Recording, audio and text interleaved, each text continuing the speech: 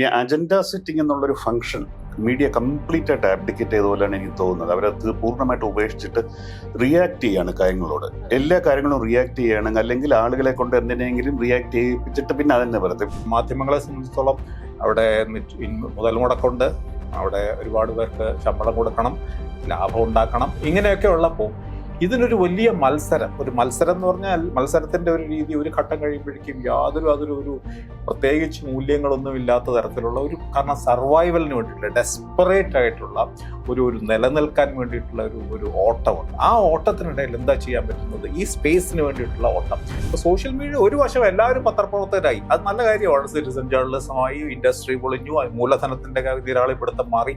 പക്ഷെ മറുവശത്ത് ഇതിന്റെ മറുവശം മുഴുവൻ നമ്മളിപ്പോൾ അനുഭവിച്ചുകൊണ്ടിരിക്കുകയാണ്. അപ്പോൾ അവിടെ ഒരു എഡിറ്ററിന് വാസ്തവത്തിൽ എഡിറ്ററുടെ മരണം എന്നുള്ളത് സംഭവിച്ചു കഴിഞ്ഞിട്ട് കുറച്ച് നാളായി. എല്ലാ ന്യൂസ് പേപ്പറുകളും ഗവൺമെന്റിന്റെ അടുത്തും മറ്റുള്ളവരുടെ അടുത്തും ട്രാൻസ്പെറന്റ് ആവണമെന്ന് എഴുതുന്നുണ്ടെങ്കിൽ ഏറ്റവും കുറച്ച് ട്രാൻസ്പെറന്റ് ആയുള്ള ഒരു ഇൻഡസ്ട്രി മീഡിയയാണ്. ജേർണലിസം വിദ്യാർത്ഥികൾക്കും വളരെ സീനിയർ ജേർണലിസ്റ്റുകൾക്ക് പോലും എന്താണ് ഇതിന്റെ ഇക്കണോമിക്സ് എന്ന് മനസ്സിലാവും. പുതിയ ലേബർ കോഡ്, ഈ പുതിയ ലേബർ കോഡാണ് ഇനിയിപ്പം കേരളത്തിലെ പ്രധാനപ്പെട്ട പത്രങ്ങളിൽ അത് പ്രഖ്യാപിച്ചു കഴിഞ്ഞു. അവരിനിയും ഉള്ള നിയമനം മുഴുവൻ ലേബർ കോഡാണ്. ലേബർ കോഡ് വരിക എന്ന് പറഞ്ഞാൽ ഇഷ്ടം പോലെ പിരിച്ചുവിടാം. കോൺട്രാക്ട് മാത്രമല്ല, ആരോടും ഗവൺമെന്റിനോട് പോലും ഒരു വിശദീകരണം പോലും കൊടുക്കാതെ നമുക്ക് 100 പേരിൽ താഴെയായിരുന്നത് 300 പേരിൽ താഴെയുള്ള ആർക്കും വേണമെങ്കിൽ ആരെയും പിരിച്ചുവിടാം. അങ്ങനെ ഈ ഇൻഡസ്ട്രി പൂർണ്ണമായും ഡിസ്റപ്റ്റഡ് ആവാൻ പോവുകയാണ്. എന്നെ ഭയപ്പെടുത്തുന്ന കാര്യം, കേരളത്തിലെ മാധ്യമങ്ങൾ മാത്രമല്ല നാഷണൽ മീഡിയയും ഒരു ഗെയിനും ഇല്ലാതെ ഇവര് റൈറ്റിങ്ങിനെ സപ്പോർട്ട് ചെയ്യുന്നുള്ള കാര്യം പ്രത്യക്ഷത്തിൽ നമുക്ക് ഗെയിൻ ഒന്നും കാണുന്നില്ല.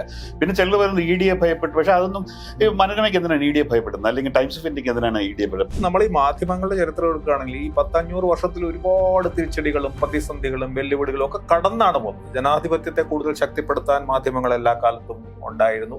ഒരുപാട് തെറ്റുകളും കുഴപ്പങ്ങളും ഒക്കെ ഉണ്ടെങ്കിലും പക്ഷെ എനിക്ക് തോന്നുന്നത് ഇതാദ്യമായിട്ടാണ് ഈ മാധ്യമ വ്യവസായം അല്ലെങ്കിൽ മാധ്യമ മേഖല അത് പൂർണ്ണമായിട്ടും അപ്രസക്തമാവുകയോ പൊളിഞ്ഞു പോവുകയോ ചെയ്യുന്ന ഒരു അവസ്ഥയിലേക്ക്. ആരാധനാലയങ്ങളെ കുറിച്ചുള്ള കവറേജ്, അതിൽ സംസ്കൃത പദങ്ങൾ ഉപയോഗിച്ചുള്ള എനിക്കൊന്നും മനസ്സിലാവില്ല. ചിലപ്പോൾ ഈ തൃശ്ശൂർ പൂരം മനോരമ റിപ്പോർട്ട് ചെയ്യുന്നതാണ്. ഞാൻ മനോരമ എടുത്തു പറയാണ്, കാര്യം ഞെട്ടിപ്പോയി കഴിഞ്ഞ തൃശ്ശൂർ പൂരം വായിച്ചിട്ട് എന്താണ് പറയാൻ ഉദ്ദേശിക്കുന്നത്. മലയാള വാക്കുകൾ ഇങ്ങനെ കോർത്ത് ഇണക്കി വളരെ പ്രസിദ്ധമായ ഒരു ജേർണലിസ്റ്റ് എഴുതിയതാണ്. ഇൻഡിവിജ്വൽ ഹീറോസും ഇൻഡിവിജ്വൽ വില്ലൻസിന്റെയും ആയ ഒരു ഇൻഡസ്ട്രി ആയിട്ട് ഇത് മാറുകയാണ്. അപ്പൊ ഇതിനകത്ത് എങ്ങനെയാണ് മറ്റു കാര്യങ്ങളെ എഫക്ട് ചെയ്യുന്നത് പറഞ്ഞാൽ, പക്ഷെ അവർക്ക് ഇനി എന്തായാലും വരാൻ പോകുന്ന കുറെ കാലങ്ങളെങ്കിലും അവരുടെ കാലമായിരിക്കും, അതിന് സംശയം. സൈലോസും ഇക്കോ ചേമ്പേഴ്സ് എന്ന് പറയുന്നത് സമൂഹം കൂടെ ചേർന്നതാണ്. ഈ സമൂഹത്തിന് അത് മതി, പക്ഷപാതികളെ മതി, എന്റെ സത്യം മതി. കേരളത്തിൽ ഇന്ന് മുഖ്യധാര മാധ്യമം പൊതുവെ ഒരു ഇടതുപക്ഷ വിരുദ്ധം തന്നെയാണ്, അത് സംശയമൊന്നുമില്ല. അതിനാണ് മുൻതൂക്കം.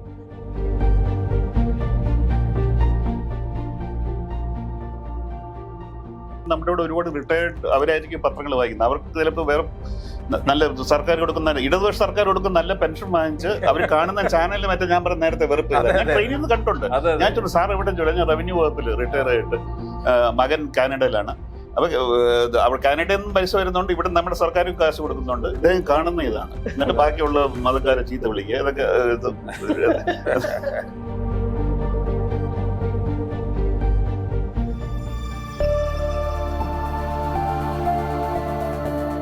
ഇലക്ഷൻ ഇനി ഒരു 2-3 മാസം കൂടി നിയമസഭാ ഇലക്ഷന് ബാക്കിയുള്ളൂ.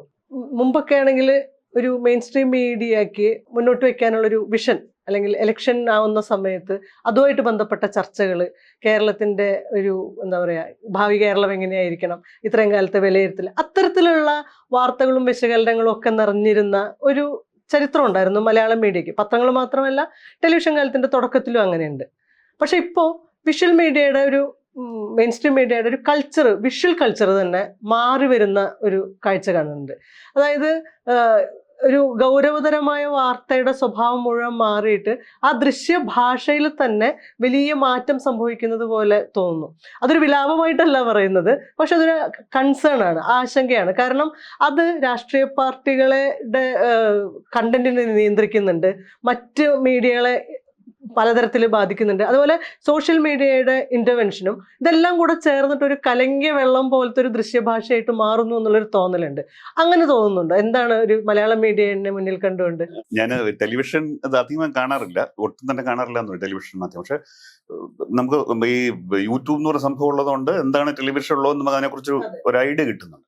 അപ്പൊ അത് വെച്ചും പിന്നെ മാത്രമല്ല മറ്റേ പ്രിന്റ് മീഡിയ ഞാൻ ഇപ്പോഴും വളരെ വിശദമായി വായിക്കുന്ന ആളാണ്. അപ്പൊ ഇതിനകത്ത് എനിക്ക് തോന്നുന്നത് പറഞ്ഞ വളരെ ശരിയാണ്. ഒന്ന്, ഈ അജണ്ട സെറ്റിംഗ് എന്നുള്ളൊരു ഫംഗ്ഷൻ മീഡിയ കംപ്ലീറ്റ് ആയിട്ട് ആബ്ഡിക്കേറ്റ് ചെയ്ത പോലെയാണ് എനിക്ക് തോന്നുന്നത്. അവരത് പൂർണ്ണമായിട്ട് ഉപേക്ഷിച്ചിട്ട് റിയാക്ട് ചെയ്യാണ് കാര്യങ്ങളോട്. എല്ലാ കാര്യങ്ങളും റിയാക്ട് ചെയ്യുകയാണെങ്കിൽ, അല്ലെങ്കിൽ ആളുകളെ കൊണ്ട് എന്തിനെങ്കിലും റിയാക്ട് ചെയ്യിപ്പിച്ചിട്ട് പിന്നെ അതെന്നെ പറയത്തെ. ഇപ്പൊ ഉദാഹരണത്തിന് മനോരമ സച്ചിദാനന്ദ മാഷിനോട് അദ്ദേഹം ഒരു വർഷം മുമ്പ് ന്യൂ ഇന്ത്യൻ എക്സ്പ്രസിനോട് പറഞ്ഞ കാര്യം തന്നെ അദ്ദേഹം വീണ്ടും പറയുന്നു. അത് അന്ന് രാത്രി ഏഷ്യാനെറ്റ് ചർച്ചയ്ക്ക് എടുക്കുന്നു. അപ്പൊ ഇതൊരു പരസ്പരം അറിവ് തമ്മിൽ എനിക്ക് ബന്ധമൊന്നും ഉള്ളതായിട്ടല്ല, ഇതൊരു ഇതിൽ കണ്ണി പോലെ അങ്ങോട്ടും ഇങ്ങോട്ടും പരസ്പര പൂരകമായിട്ട് ഫാറ്റൻ ചെയ്യുന്ന ഒരു റിലേഷൻഷിപ്പായിട്ട്, ഒരു സിംബയോട്ടിക് റിലേഷൻഷിപ്പായിട്ട് ഇങ്ങനെ ആയിരുന്നില്ല അത് ഇതിനു മുമ്പ്. അത് എന്ന് മാത്രമല്ല, മുമ്പുള്ളതിനെക്കാട്ടി ഇപ്പൊ അജണ്ട സെറ്റ് ചെയ്യേണ്ട വളരെ ഇമ്പോർട്ടന്റ് ആയിട്ടുള്ള ഒരു കാലമാണ്. ദേശീയ രാഷ്ട്രീയത്തായാലും നമ്മുടെ സംസ്ഥാന രാഷ്ട്രീയത്തായാലും. ഇപ്പോൾ അമേരിക്കൻ US കരാറിനെ കുറിച്ച് ഒരു ചർച്ച നമ്മൾ കേൾക്കുന്നില്ലേ? അത് ഒരുപാട് പേരെ ബാധിക്കാൻ പോകുന്ന ഒരു പ്രശ്നമായിട്ടാണ് നമുക്ക് തോന്നുന്നത്. പക്ഷെ ഇതിനെക്കുറിച്ച് ഒരു ഗഹനമായ ഒരു ചർച്ച, ഇങ്ങനെ എന്ത് കാര്യങ്ങളൊക്കെ ഇപ്പൊ അല്ലെങ്കിൽ നമ്മുടെ കുട്ടികൾ പുറത്തു പോകാൻ എന്തുകൊണ്ട് അവർ പുറത്തു പോകുന്നു, അവരുടെ ഭാവി എന്താണ്, അല്ലെങ്കിൽ ആ പുറത്തു പോകാൻ അങ്ങനെയാണെങ്കിൽ നമുക്ക് തടയാൻ പറ്റില്ലെങ്കിൽ അതിനെ സഹായിക്കാനുള്ള രീതിയിൽ നമ്മുടെ അക്കാഡമിക്സ് ഇത് മാറേണ്ടതുണ്ടോ? നമ്മളെല്ലാവരും വലിയ കോളേജിൽ കുട്ടികളില്ല എന്നുള്ള കാര്യം. നമ്മൾ പഠിക്കുമ്പോൾ MSc ഒരു അഡ്മിഷൻ കിട്ടുമെന്ന് പറഞ്ഞാൽ തന്നെ വലിയ അനുഗ്രഹമാണ്. ഇപ്പൊ MSc കുട്ടികളില്ല എന്ന് പറഞ്ഞാൽ എനിക്ക് വിശ്വസിക്കാൻ പറ്റുന്നില്ല. അപ്പൊ ഇതൊരു വളരെ വലിയ ക്രൈസിസ് ആണ്.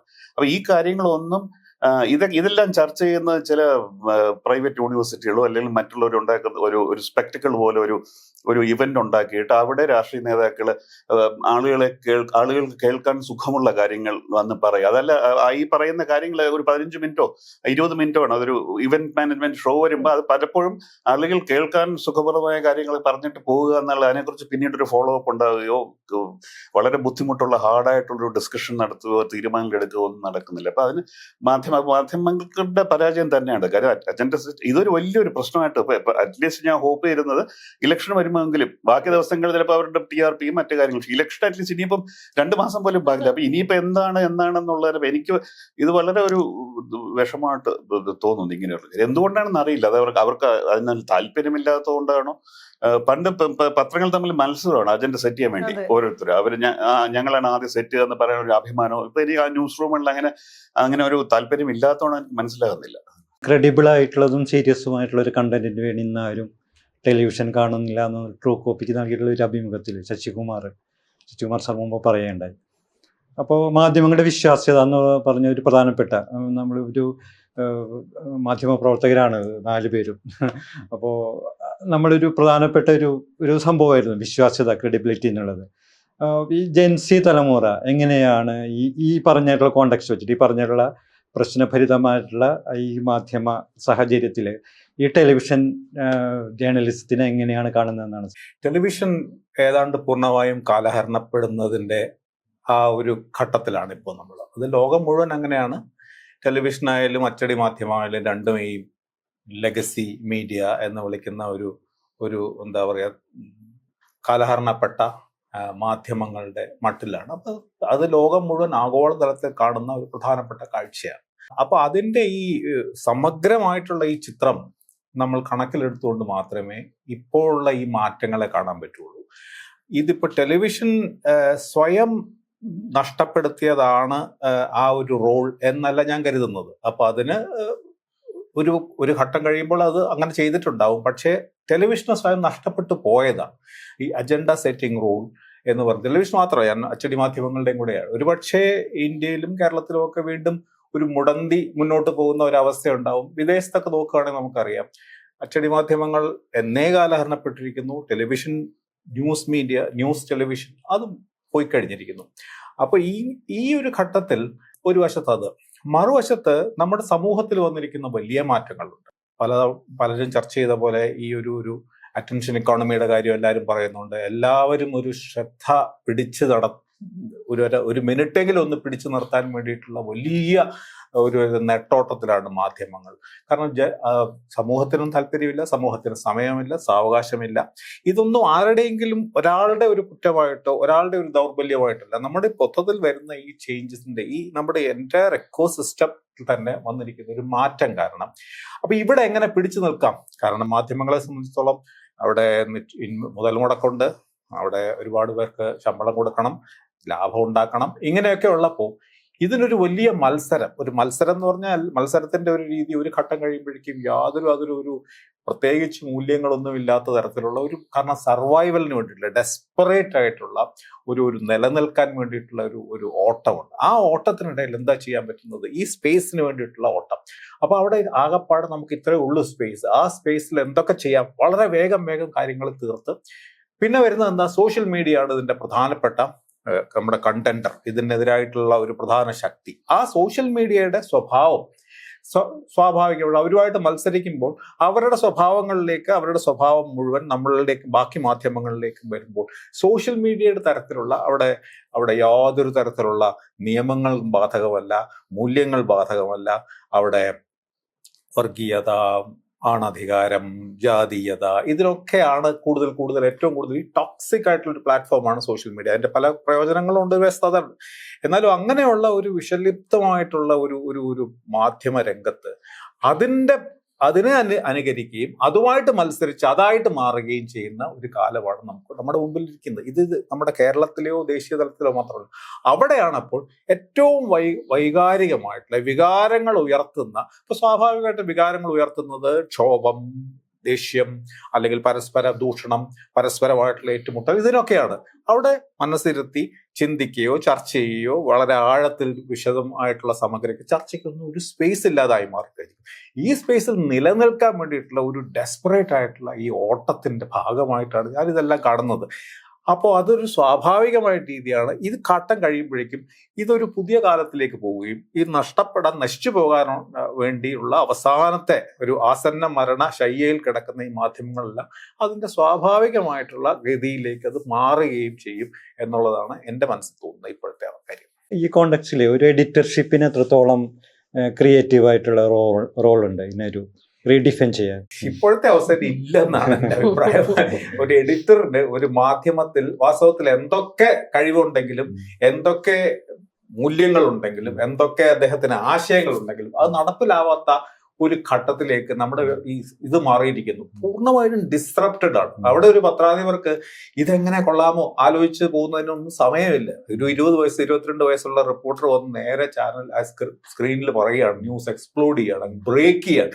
ന്യൂസ് ബ്രേക്ക് ചെയ്ത് ശരിയാണോ തെറ്റാണെന്ന് നമുക്ക് പിന്നെ നോക്കാം എന്നുള്ള രീതിയിൽ സോഷ്യൽ മീഡിയ കാണുന്നത് തന്നെയാണ്. അപ്പൊ സോഷ്യൽ മീഡിയ ഒരു വശം എല്ലാവരും പത്രപ്രവർത്തകരായി, അത് നല്ല കാര്യമാണ്. സിറ്റിസൺ ജേർണലിസമായി, ഇൻഡസ്ട്രി പൊളിഞ്ഞു, മൂലധനത്തിന്റെ നിരാളിപ്പിടുത്തം മാറി.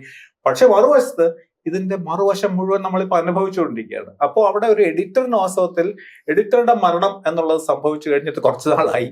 ഇനി അവിടെ ഈ ഒരു രീതിയിലുള്ള ഒരു ഇൻഡസ്ട്രിയിൽ ഇനി ഒരു എഡിറ്ററിനുള്ള സാധ്യത വളരെ കുറവാണ് എന്നാണ് എനിക്ക് തോന്നുന്നത്. എന്താണ് അയാൾക്ക് റോള് എന്ന് എനിക്ക് അറിഞ്ഞുകൂടാ. കാരണം അതിനൊന്നും സമയമില്ല, എഡിറ്ററിന് ആലോചിക്കാൻ സമയം പോലും കിട്ടുന്നില്ല. മാത്രമല്ല അങ്ങനെ ഒരു ഡിമാൻഡ് ചെയ്യാത്ത സൊസൈറ്റിയായി നമ്മുടെ ഈ വായനക്കാരുടെയും പ്രേക്ഷകരുടെയും സമൂഹം. കോവിഡ് കഴിഞ്ഞപ്പോൾ ഞങ്ങളൊക്കെ നേരിട്ട് അനുഭവിച്ചതാണ്. ഈ സ്പീഡ് ന്യൂസ് എന്ന് പറയുന്ന സാധനം വന്ന് ഏറ്റവും വലിയ ഭയങ്കരമായിട്ട് വന്നു തുടങ്ങി. അതോടെയാണ് ഞങ്ങൾ ഏഷ്യാനെറ്റ് ന്യൂസിലൊക്കെ ഈ പ്രോഗ്രാംസ്, അതായത് ഒരു എക്സ്റ്റെൻഡഡ് പ്രോഗ്രാംസ്, കറണ്ട് അഫയേഴ്സ് പ്രോഗ്രാംസിൽ ക്രമേണ നിന്നുപോയത് അങ്ങനെയാണ്. കാരണം അതിനൊന്നും ആരും വേണ്ട. ഇന്നിപ്പോ സംഭവിക്കുന്നത് ഇൻസ്റ്റന്റ് ഗ്രാറ്റിഫിക്കേഷൻ. നമ്മൾ എല്ലാ കാര്യത്തിലും അങ്ങനെയാണല്ലോ വാർത്താമാധ്യമങ്ങളിൽ. ആ നിമിഷം കിട്ടുന്ന ഒരു സന്തോഷം എന്താണ്? അതൊരു ഇളകി മറിയുന്ന സന്തോഷം മാത്രമേ നമുക്ക്. അപ്പൊ സ്വാഭാവികമായിട്ടും അവിടെ ഒന്നും എഡിറ്ററിനൊന്നും ആവശ്യമില്ല. ഒരു കൂട്ടം വന്ന് എന്തൊക്കെയോ കാട്ടിക്കൂട്ടുന്നു. ഈ ഒരു ഇടത്തിന് വേണ്ടിയിട്ട് അത് ഭയങ്കരമായിട്ട് അവർ മത്സരിക്കുന്നു. ഇതാണ് മാത്രമാണ് ഇപ്പൊ കാഴ്ച. ഇപ്പൊ എഡിറ്റർഷിപ്പുമായിട്ട് ബന്ധപ്പെട്ട് കൈപ്പേറിയ അനുഭവങ്ങൾ ഉണ്ടായിട്ടുള്ള ഒരാളാണ് താങ്കൾ പറഞ്ഞിട്ടുണ്ട് അത്. അപ്പൊ സാറ് പറഞ്ഞ പോലെ എഡിറ്റർ മരിച്ചുപോയി എന്നുള്ള ഒരു പ്രസ്താവനയോട് യോജിക്കുന്നുണ്ടോ? മരിച്ചുപോയതിനെക്കാട്ട് ഞാൻ എനിക്കൊരു ശുഭാപ്തി വിശ്വാസമുണ്ട്. ഞാൻ വിചാരിച്ച എഡിറ്റർ ഉറങ്ങിക്കിടക്കുകയാണ്, ഉണരുന്നു തന്നെയാണ് കാര്യം. ഈ എഡിറ്റർ എന്ന് പറഞ്ഞൊരു ഇത് ശരിക്കും ഇന്ത്യയില് ടെലിവിഷൻ വരും മുമ്പേ ശരിക്കും ഞാൻ ഓർമ്മ തുടങ്ങി. അത് പ്രധാന കാരണം വളരെ പ്രസിദ്ധമായ അദ്ദേഹത്തിന്റെ പേര് അദ്ദേഹമാണ് തീർച്ചയില്ല. അതാണ് അപ്പൊ എല്ലാവർക്കും അറിയാം. അദ്ദേഹം വളരെ ഇതായിട്ട് ഡിക്ലെയർ ചെയ്ത് അദ്ദേഹം ഈ ഗ്രൂപ്പ് വലിയൊരു ഇന്ത്യയിലെ ഒരു ഏറ്റവും വലിയ ഗ്രൂപ്പ് അദ്ദേഹം അതിന്റെ വൈസ് ചെയർമാനായിട്ട് വരുന്നപ്പോൾ അദ്ദേഹം പറഞ്ഞു, I don't need editors, I will run papers without editors. പലപ്പോഴും ഇങ്ങനത്തെ കഥകൾ ചിലപ്പോൾ നമ്മള് ഇങ്ങനത്തെ ഈ അർബൻ മിത്തായിട്ടും വരും അദ്ദേഹം. പക്ഷെ അദ്ദേഹം അത് പ്രൂവ് ചെയ്തു അതിനു മുമ്പ്, ഈ ടെലിവിഷനൊക്കെ വരും മുമ്പ്. ഏറ്റവും നല്ല ഉദാഹരണം ഇപ്പൊ നമ്മളിപ്പോ പണ്ട് ഉദാഹരണത്തിന് മലയാള മനോരമയോ ടൈംസ് ഓഫ് ഇന്ത്യയോ ടെലിഗ്രാഫോ ആരെടുത്ത് പണ്ട് വളരെ വർഷങ്ങൾക്ക് മുമ്പ് ഞങ്ങളൊക്കെ പഠിക്കുന്ന കാലത്ത് നമ്മൾ പത്രത്തിനെക്കാട്ടി ഫേമസ് ആയിരുന്ന എഡിറ്റർ ആളോട് ചോദിച്ചാൽ അറിയാം. ഇപ്പൊ ടൈംസ് ഓഫ് ഇന്ത്യയുടെ എഡിറ്റർ ആരാണെന്ന് വെച്ചാൽ ഇന്ത്യ ഏറ്റവും വലിയ ഇന്ത്യയിലെ ലോകത്തിലെ ഏറ്റവും വലിയ ഇംഗ്ലീഷ് പത്രമാണ്. ആരാണ് അതിന്റെ എഡിറ്റർ എന്ന് ചോദിച്ചാൽ പറയാൻ ബുദ്ധിമുട്ടായിരിക്കും മറ്റു പല പബ്ലിക്കേഷൻസിന്റെ. അപ്പം എഡിറ്ററിനെ ഒരു ഫേസ്ലെസ് ആക്കുക എന്ന് പറഞ്ഞത് അതിന്റെ അത് വെറും ഒരു പൊളിറ്റിക്കലോ ഒരു ഐഡിയോളജിക്കലായിട്ടുള്ള ഒരു ഇടപെടലായിരുന്നില്ല. അതിനെക്കാട്ടി ഒരു കമോഡിഫിക്കേഷൻ. ന്യൂസ് ഈ ഒരു സെന്ററിൽ നിന്ന് ന്യൂസ് ഇറക്കിയിട്ട് പല സെന്ററിൽ അത് പ്രൊഡ്യൂസ് ചെയ്യുക എന്നുള്ളത്, അത് പ്രിന്റിംഗ് ടെക്നോളജി വന്ന മാറ്റങ്ങൾ, ട്രാൻസ്മിഷനിൽ പേജ് ട്രാൻസ്മിഷൻ വന്ന മാറ്റം വന്നപ്പോൾ ന്യൂസിന് പേഴ്സണാലിറ്റി ആവശ്യമില്ലാതെ മാത്രമല്ല അതൊരു അപകടമാണ്. അതായത് ഇപ്പൊ ജാർഖണ്ഡിൽ വിൽക്കുന്ന ഒരു ന്യൂസ് ബോംബെയിൽ പ്രൊഡ്യൂസ് ചെയ്യുമ്പോൾ രണ്ട് ന്യൂസിന് ഒരു പേഴ്സണാലിറ്റി ഉണ്ടാകാൻ പാടില്ല. ബോംബെയുടെ ഒരു ഫ്ലേവർ ഉണ്ടെങ്കിൽ അത് ജാർഖണ്ഡിൽ അവർക്ക് അത് ഇഷ്ടപ്പെടാൻ, അല്ലെങ്കിൽ കൽക്കട്ടയിൽ ഇഷ്ടപ്പെടാൻ ചാൻസ് ഇല്ല എന്ന് പറഞ്ഞ രീതിയിൽ മനഃപൂർവ്വം അതിനെ ഡിസ്ട്രോയ് ചെയ്തതാണ്. അപ്പോൾ വ്യക്തിത്വം എന്നുള്ളൊരു കാര്യം, ക്യാരക്ടർ അല്ലെങ്കിൽ അങ്ങനെ അതില്ലാതെ അങ്ങനെ തുടങ്ങി അതൊരു സക്സസ്ഫുൾ മോഡലായിട്ട് ഈ പല നാഷണൽ നമ്മൾ ദേശീയ പത്രം എന്ന് പറയുന്നത് ശരിക്കും ഒരു പേജ് മാത്രമേ ചിലപ്പോൾ കോമൺ ദേശീയ പേജ്, ബാക്കിയെല്ലാം അവിടുന്ന് ഇവിടുന്ന് ഓരോ സ്ഥലത്തുനിന്ന് അവരുടെ യൂണിറ്റുകളിൽ നിന്ന് എടുത്ത് കോർത്തിണക്കി. ഞാൻ നേരത്തെ പറഞ്ഞ ഒരു ഫ്ലേവർ, ഒരു സിറ്റി ഫ്ലേവറിന് വേണ്ടി ഒരു സിറ്റി പേജാണ്, ബാക്കിയെല്ലാം ഇങ്ങനെ കോർത്ത്. അപ്പൊ അവിടെ വല്ല സ്ഥലത്ത് ഒരു എഡിറ്റർക്ക് ഒരു വളരെ വ്യക്തിത്വമുള്ള ഒരു എഡിറ്റർ ലയബിലിറ്റിയാണ്. അപ്പൊ അങ്ങനെ തുടങ്ങി കുറച്ച് കഴിയുമ്പോൾ അവർക്ക് മനസ്സിലായി ഇപ്പൊ ഇങ്ങനെയുള്ള ആളുടെ ആവശ്യമില്ലെങ്കിലും. പിന്നെ രാധാകൃഷ്ണൻ പറഞ്ഞ പോലെ നേരത്തെ ഈ ബ്രേക്ക് നെക്ക് സ്പീഡിനകത്ത് ഒരു എഡിറ്റർ തന്നെ എന്താണ്, അതേ ഒരു ചെക്ക് ആൻഡ് ബാലൻസ് ആണ്. അപ്പൊ ഏറ്റവും സ്പീഡിൽ പോകുന്നിടത്ത് നമ്മൾ ചെക്ക് ആൻഡ് ബാലൻസ് കൊണ്ട് വയ്ക്കാതെ സെൽഫ് ഡിഫീറ്റിംഗ് അല്ലേ. അപ്പൊ എഡിറ്റർ എന്നുള്ള ഒരു കാര്യം തന്നെ അതൊരു ഓക്സിമോറൺ ആയിട്ട് മാറി. പണ്ടൊക്കെ പത്രപ്രവർത്തനത്തില് ഗേറ്റ് കീപ്പിംഗ് ആണ് പ്രധാനപ്പെട്ട. Gate keeping, gate always remaining open. നേരത്തെ പറഞ്ഞില്ലേ, ഇപ്പൊ ടെലിവിഷൻ വാർത്തകളുടെ ഒരു ഫോർമാറ്റ് ഉണ്ടായിരുന്നല്ലോ. ഏഷ്യാനെറ്റൊക്കെ തന്നെയാണ് അതിനൊരു മോഡൽ ചെയ്തിട്ട് കൊണ്ടുവരുന്നത്. അതായത് ഒരു ബുള്ളറ്റിനകത്ത് കൃത്യമായിട്ട് ഓരോ റീജിയനെയും, അല്ലെങ്കിൽ ഇന്റർനാഷണൽ വാർത്തകൾ, നാഷണൽ വാർത്തകൾ, കേരളത്തിലെ പൊളിറ്റിക്സ്, അതല്ലാത്ത ഹ്യൂമൻ ഇൻട്രസ്റ്റ് സ്റ്റോറീസ് വേറെ, സ്പോർട്സ്, വെതർ, ഇതിനെല്ലാത്തിനും ഒരു അരമണിക്കൂറിലോ ഒരു മണിക്കൂറിനോ ഒരു സമഗ്രമായിട്ടുള്ള ചിത്രം നമുക്ക് കിട്ടുമായിരുന്നു. പക്ഷെ അത് ഏതാണ്ട് പത്രങ്ങൾക്കും ആ സമാനമായ പേജുകൾ വൈസ് ഇത് എല്ലാ തരം സാമൂഹ്യ അവസ്ഥേനെയും അത് റെപ്രസെന്റ് ചെയ്തിട്ടുണ്ടായിരുന്നു. പക്ഷെ കാലക്രമേണ ഇത് മാറി മാറി വന്നു. അത് പക്ഷെ സ്പീഡിന്റെ പ്രശ്നം മാത്രമാണോ? ഇതിനകത്ത് ചെലവ് എന്ന് പറയുന്ന ഒരു സംഗതി ഇപ്പോൾ നമ്മൾ ടെലിവിഷൻ നോക്കിയാൽ കാണുമ്പോൾ മനസ്സിലാവുന്നത് റിപ്പോർട്ടറും സ്റ്റുഡിയോയിലിരിക്കുന്ന ആങ്കേഴ്സും തമ്മിലുള്ള സംഭാഷണം, പിന്നെയുള്ളൊരു ഇൻവേഷൻ നടത്തിയിട്ടില്ല. അങ്ങനെ പറയുന്നത് എത്രത്തോളം ശരിയാണെന്ന് എനിക്കറിയില്ല. CCTV ദൃശ്യങ്ങളിലെ അപകടങ്ങളുടെ വാർത്തകൾ, ഇത്തരം CCTV അവൈലബിലിറ്റി ഉണ്ടല്ലോ, ഇതിന്റെ വിഷ്വൽസ്, അത് ഇതിനകത്തൊരു വലിയ സെഗ്മെന്റാ. ഒരു വാർത്തേന്റെ ഒരു 10-20% എന്ന് പറയുന്നത് CCTV വിഷ്വൽസ് ആയിപ്പോ.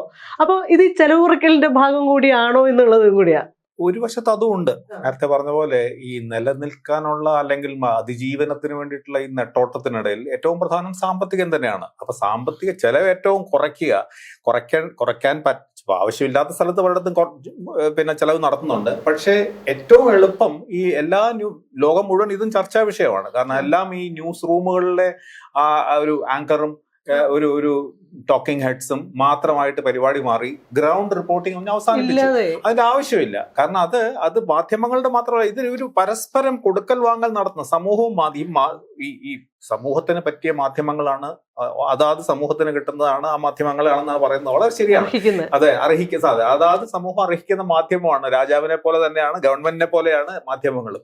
അപ്പൊ ആ മാധ്യമങ്ങളുടെ ഇതിനകത്തൊരു ഈ കോഴിയോ മുട്ടയോ ആരാണ് ഇതിന്റെ പ്രധാനപ്പെട്ട കാരണം എന്ന് പറഞ്ഞ് തർക്കിക്കാൻ ഒരു അപ്രസക്തമാണ്. കാരണം ഇത് പരസ്പര ബന്ധിതമാണ് ഇതിന്റെ അവസ്ഥ. അപ്പൊ ഈ ചെലവ് കുറയ്ക്കുക എന്നുള്ളത്, ചെലവ് കുറയ്ക്കേണ്ട പാടില്ല എന്ന് നമ്മൾ കരുതിയിരുന്ന റിപ്പോർട്ടിങ്ങിന്റെ കാര്യത്തിലൊക്കെ വളരെ എളുപ്പത്തിൽ കുറയ്ക്കുന്നു. നേരത്തെ പറഞ്ഞ പോലെ, മല്ല പറഞ്ഞ പോലെ ഈ എല്ലാ വിഷയങ്ങളും വേണം, എല്ലാ പ്രദേശങ്ങളും നമ്മൾ കവർ. ഇതൊക്കെ ഒരു കാലഹരണപ്പെട്ട മാധ്യമങ്ങളെ. ഇപ്പൊ ഇന്ത്യ ടുഡേ പോലെ തന്നെ ഞങ്ങൾ രണ്ടുപേരും ഒന്നിച്ച് അവിടെ ജോലി ചെയ്തതാണ്. ഇന്ത്യ ടുഡേ ഏറ്റവും വലിയ പ്രത്യേകത, നിർബന്ധമായിട്ട് നിങ്ങൾക്ക് ഇന്ത്യയിലെ എല്ലാ സംസ്ഥാനങ്ങളുടെ ഒരു ചെറിയൊരു അംശമെങ്കിലും അതിനകത്ത് ഉണ്ടായിരിക്കും. അത് വളരെ കൃത്യം നമ്മുടെ മുമ്പിലാണ് അതെല്ലാം മാറി മാറി വന്നത്. അതൊക്കെ ക്രമേണ അതൊക്കെ ഇല്ലാതെ ഏറ്റവും നാടകീയമായിട്ടുള്ള, ഏറ്റവും വികാരം പിന്നെ ഉയർത്താവുന്ന ഒരു വിഷയത്തിൽ കൊണ്ടുവന്ന് എല്ലാം കൊണ്ടിട്ടാൽ മാത്രം മതി എന്നാവും. ഇപ്പൊ നേരത്തെ പത്രാധിപർ, എഡിറ്റർമാര്, ഇനിയിപ്പോ എഡിറ്റർമാരില്ല, എല്ലാം പെർഫോമേഴ്സ് മാത്രം എഡിറ്റേഴ്സ് ആവുകയാണ്. ഇപ്പൊ നിങ്ങൾ പുതിയ ചാനലുകളെ കാണുകയാണെങ്കിൽ മതി, അതിന്റെ എഡിറ്റർമാരായിട്ട് വരുന്നത് സ്ക്രീനിലെ പെർഫോമേഴ്സ് ആണ്. കാരണം അവരാണ് B all and end all ആയത്. കാരണം അവര് മതി. അല്ലാതെ തിരുത്താൻ ഒരാൾ വേണ്ട, നിയമം നോക്കാൻ ആൾ വേണ്ട, ഇതൊരു ശരിയാണോ, അതിന്റെ വാല്യൂ, അതിന്റെ എത്തിക്സ്, ഇതിനൊന്നും സമയമില്ല. ഇപ്പൊ നിങ്ങൾ സ്ക്രീനിൽ ഓൺ സ്ക്രീൻ പെർഫോമൻസ്, ആ ഓൺ സ്ക്രീൻ പെർഫോമൻസിനാണ് ലക്ഷങ്ങളുടെ ശമ്പളം കൊടുക്കുന്നു, പത്രാധിപന്മാരാവുന്നു, അവര് മതി. ഇനിയിപ്പോ ക്രമേണ എല്ലാം അങ്ങനെയാവും. ഇപ്പൊ അച്ചടി മാധ്യമം ഇപ്പൊ അതിനുള്ള സാധ്യത കുറവായതുകൊണ്ട് അവർ പിന്നിലാവും. പക്ഷേ ഇപ്പൊ നമ്മൾ നോക്കൂ, ഏത് ടെലിവിഷൻ ചാനൽ എടുത്താലും ആ ചാനലിന്റെ സ്ക്രീനിൽ വരുന്ന പെർഫോമറാണ് അതിന്റെ ലീഡർ. അത് നാഷണൽ TV അങ്ങനെയാണ്, പിന്നെ ആഗോളതലത്തിലുള്ള ചാനലും അങ്ങനെയാണ്. ആ പ്രോഗ്രാം പ്രസന്റ് ചെയ്യുന്ന ആളിന്റെ പേരിലാണ് അത് അറിയപ്പെടുന്നത്. അപ്പൊ ഇനിയിപ്പോ ഇവിടെ അതേ സംഭവിക്കാൻ പോകുന്നു. എഡിറ്റർ ഒന്നുമില്ല, നിങ്ങൾ എങ്ങനെ പെർഫോം ചെയ്യുന്നു അതനുസരിച്ച് മാത്രമായിട്ട് മാറുന്നു. ഇതൊരു മാറുന്ന കാലമാണ്, ഇങ്ങനെ ഡിസ്റപ്ഷന്റെ കാലമാണ്. ഇതിലിപ്പോ നമുക്ക് വിഷമിക്കാനോ ഒന്നുമില്ല എന്ന് എനിക്ക് തോന്നുന്നു. കാരണം പലപ്പോഴും പണ്ട് നല്ലതായിരുന്നു, എല്ലാം ഗംഭീരമായിരുന്നു എന്നുള്ള അഭിപ്രായമല്ല ഞാൻ പറയുന്നത്. പണ്ടെല്ലാം മനോഹരമായിരുന്നു എന്നൊക്കെയുള്ള സങ്കല്പമല്ല. പക്ഷെ ഈ മാറ്റങ്ങളിൽ കൂടെ എങ്ങനെ കടന്നു പോകുന്നു എന്നുള്ളത് ഒരു വലിയ അന്തരാള ഘട്ടമാണ്. ജനാധിപത്യത്തെ ഇതെങ്ങനെ ബാധിക്കാൻ പോകുന്നു എന്നുള്ളതാണ് ഇതിന്റെ അടിസ്ഥാനപരമായിട്ടുള്ള ഏറ്റവും വലിയ. ജനാധിപത്യം മാത്രമല്ല, ഈ ഇങ്ങനെ വളരെ നൈമിഷികമായ ആവേശം ഉയർത്താൻ കഴിയാത്ത വാർത്തകൾക്ക് എവിടെയാണ് സ്ഥലം? ആ സ്പേസ് ഇല്ല, ആ വിഭാഗങ്ങളുടെ പ്രശ്നങ്ങളില്ല, ആ വിഭാഗങ്ങളെ പറ്റി തന്നെ ചർച്ചയില്ല. അങ്ങനെ മാറിക്കൊണ്ടിരിക്കുന്ന ഒരു കാലമാണ്. ഇത് ഇനി എങ്ങനെയാണ് മാറാൻ പോകുന്നതെന്ന് വാസ്തവത്തിൽ എനിക്ക് യാതൊരു പിടിയില്ല. ഇപ്പൊ കേരളത്തില് പുതുതായിട്ട് തുടങ്ങാൻ പോകുന്ന ഒരു ചാനലിന്റെ ലോഗോ പ്രകാശനം ഈ പറഞ്ഞ പോലെ പെർഫോം ചെയ്ത രീതിയിലായിരുന്നു അവതരിപ്പിച്ചത്. നേരെ മറിച്ച് കേരളത്തിലെ 2 പ്രധാനപ്പെട്ട പത്രങ്ങളിലെ ജേർണലിസ്റ്റുകളടക്കമുള്ള ജീവനക്കാര് മാസങ്ങളായിട്ട് ശമ്പളത്തിന് വേണ്ടി സമരം ചെയ്തുകൊണ്ടിരിക്കുകയാണ്. 2 എക്സ്ട്രീമാണ്. ഇതിൽ ലക്ഷങ്ങളുടെ 10 ലക്ഷം രൂപയ്ക്ക് കൊടുത്തിട്ട് ചീഫ് എഡിറ്റർ കൊണ്ടുവരുന്നു എന്നുള്ള ഒരു വശത്ത്. ഇപ്പൊ ഈ ജേർണലിസം എന്ന് പറഞ്ഞ തൊഴിൽ എന്നുള്ള രീതിയിൽ തന്നെ സംഭവിക്കുന്ന ഈ പ്രശ്നമുണ്ടല്ലോ, അത് ഈ കണ്ടന്റിനെ എങ്ങനെയാണ് രൂപപ്പെടുത്തുന്നതിൽ സ്വാധീനിക്കുന്നത്? തീർച്ചയായിട്ടും ഈ ജേർണലിസം തൊഴിൽ തന്നെയാണ്. നമ്മൾ വളരെ ആദർശപൂർവ്വമായിട്ട് നമുക്ക് മറ്റു കാര്യങ്ങളും പറയാമെങ്കിൽ രാഷ്ട്രം ഏറ്റവും വലിയ ചലഞ്ച് ഒരു എഡിറ്റർ അല്ല, ഒരു മാനേജ്മെന്റ് ചലഞ്ച് വന്ന മാസം ശമ്പളം കൊടുക്കാറില്ല. ഞാൻ വീണ്ടും ട്രഡീഷണൽ പത്രങ്ങളെ കുറിച്ച്, ടെലിവിഷനെ കുറിച്ച് ന്യൂസ് പ്രിന്റ് വാങ്ങിക്കുക എന്നുള്ള ഒരു ദൈനംദിന ചലഞ്ചാണ്.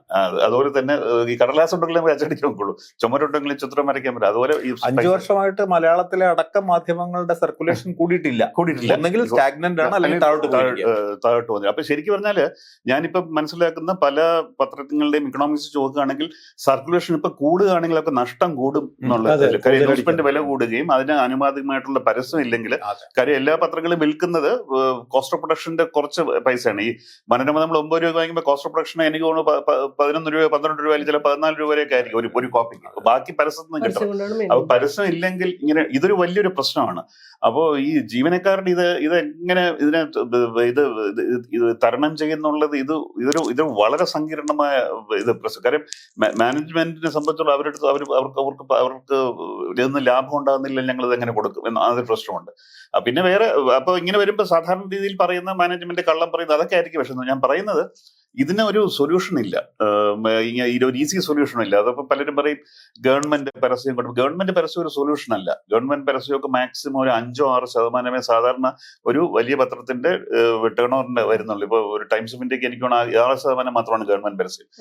ബാക്കി മുഴുവൻ മറ്റേതൊന്നും ഉണ്ടാക്കിയുള്ളൂ. അപ്പം പൂർണ്ണമായും ഒരു സാമ്പത്തിക നമ്മുടെ ഇൻഡസ്ട്രിയും മറ്റു കാര്യങ്ങളും നമ്മുടെ പൊതുവെയുള്ള സാമ്പത്തികത വർദ്ധിച്ചാൽ മാത്രമേ പത്രങ്ങൾക്ക്, പ്രത്യേകിച്ച് ഈ വിന്നർ ടേക്സ് ഓൾ എന്ന് പറഞ്ഞൊരു ഇക്കോണമിയാണ് ന്യൂസ് പേപ്പറിന്റെ. അത് നമ്പർ 1 ഭയങ്കരമായിട്ട് പ്രോഫിറ്റ് ഉണ്ടാക്കും, നമ്പർ 2 ഒരു മോഡറേറ്റ്, പിന്നെ എല്ലാവരും വലിയ മോശമാണ്. അപ്പൊ ഈ കാര്യം പലർക്കും നമ്മൾ പേര് കാണുമ്പോൾ എല്ലാം ഭയങ്കര പത്രങ്ങളാണെന്ന് തോന്നുന്നത്. അപ്പൊ ഇത് വളരെ കോംപ്ലക്സ് ആയിട്ട് ഞാൻ അതിനെ കുറിച്ച് പറയുന്നത് എനിക്കിതിന് ഉത്തരങ്ങളില്ലെന്ന് മാത്രമല്ല, വളരെ സീനിയറായ പല എഡിറ്റേഴ്സിന് പോലും ഇത്ര കോംപ്ലക്സ് ആണ് കാര്യം വളരെ ഒപ്പേക്കാണ്. നമ്മൾ എല്ലാ ന്യൂസ് പേപ്പറുകളും ഗവൺമെന്റിന്റെ അടുത്തും മറ്റുള്ളവരുടെ അടുത്തും ട്രാൻസ്പെറന്റ് ആണെന്ന് എഴുതുന്നുണ്ടെങ്കിൽ ഏറ്റവും കുറച്ച് ട്രാൻസ്പെറന്റ് ആയുള്ള ഒരു ഇൻഡസ്ട്രി മീഡിയ ആണ്.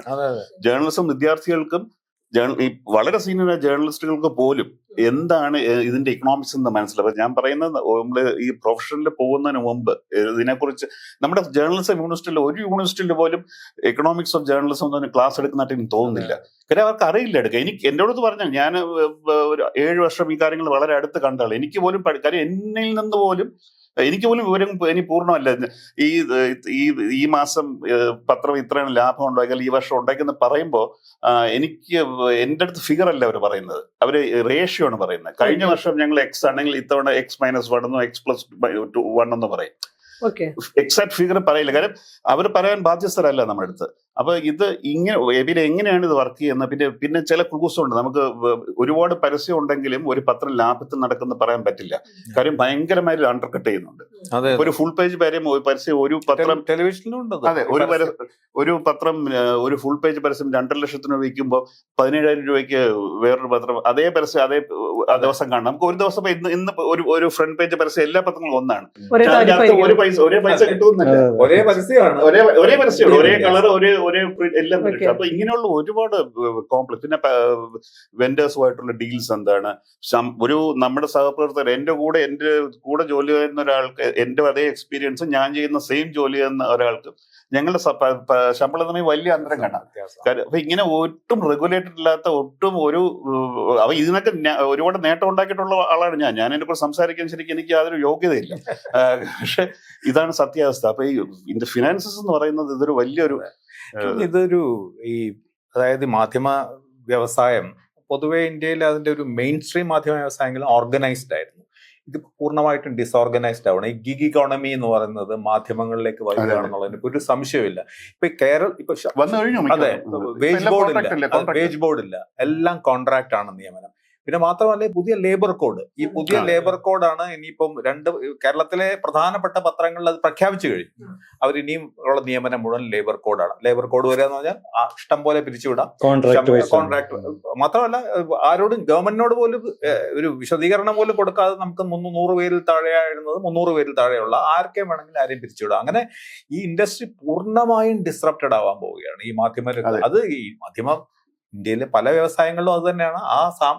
ഈ മുതലാളിത്ത സാമ്പത്തിക വ്യവസ്ഥയിൽ ഓടുന്ന എല്ലാ വ്യവസായങ്ങളും നേരിടുന്ന ആ ഒരു പ്രതിസന്ധി സ്വാഭാവികമായിട്ടും ഇന്ന് മാധ്യമരംഗത്താണ്.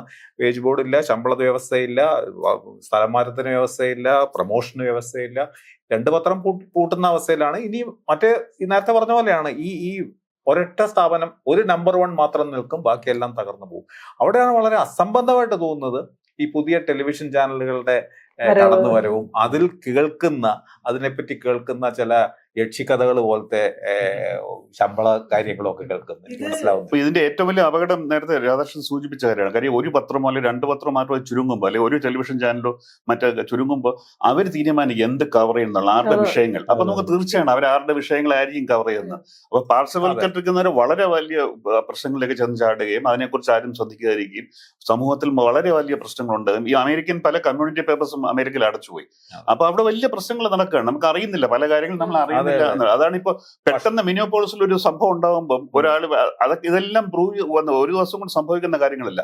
പോലീസിന് അനിയന്ത്രിതമായ എന്ത് ചെയ്യാനുള്ള ഒരു കാര്യം ചോദിക്കാൻ പറയുന്നില്ല, അതൊക്കെ സംഭവിക്കുന്ന കാര്യങ്ങളാണ്. അപ്പൊ വലിയ വലിയ വാഷിംഗ്ടൺ പോസ്റ്റ് പോലെ ആഗോളതലത്തിൽ മാർക്കറ്റുള്ള 300 പേരെ തിരിച്ചുവിട്ടു. അപ്പൊ ഈ വാസ്തവത്തിൽ നമ്മൾ ഈ മാധ്യമങ്ങളുടെ ചരിത്രം എടുക്കുകയാണെങ്കിൽ ഈ 10-500 വർഷത്തിൽ ഒരുപാട് തിരിച്ചടികളും പ്രതിസന്ധികളും വെല്ലുവിളികളും ഒക്കെ കടന്നാണ് പോകുന്നത്. ജനാധിപത്യത്തെ കൂടുതൽ ശക്തിപ്പെടുത്താൻ മാധ്യമങ്ങൾ എല്ലാ കാലത്തും ഉണ്ടായിരുന്നു.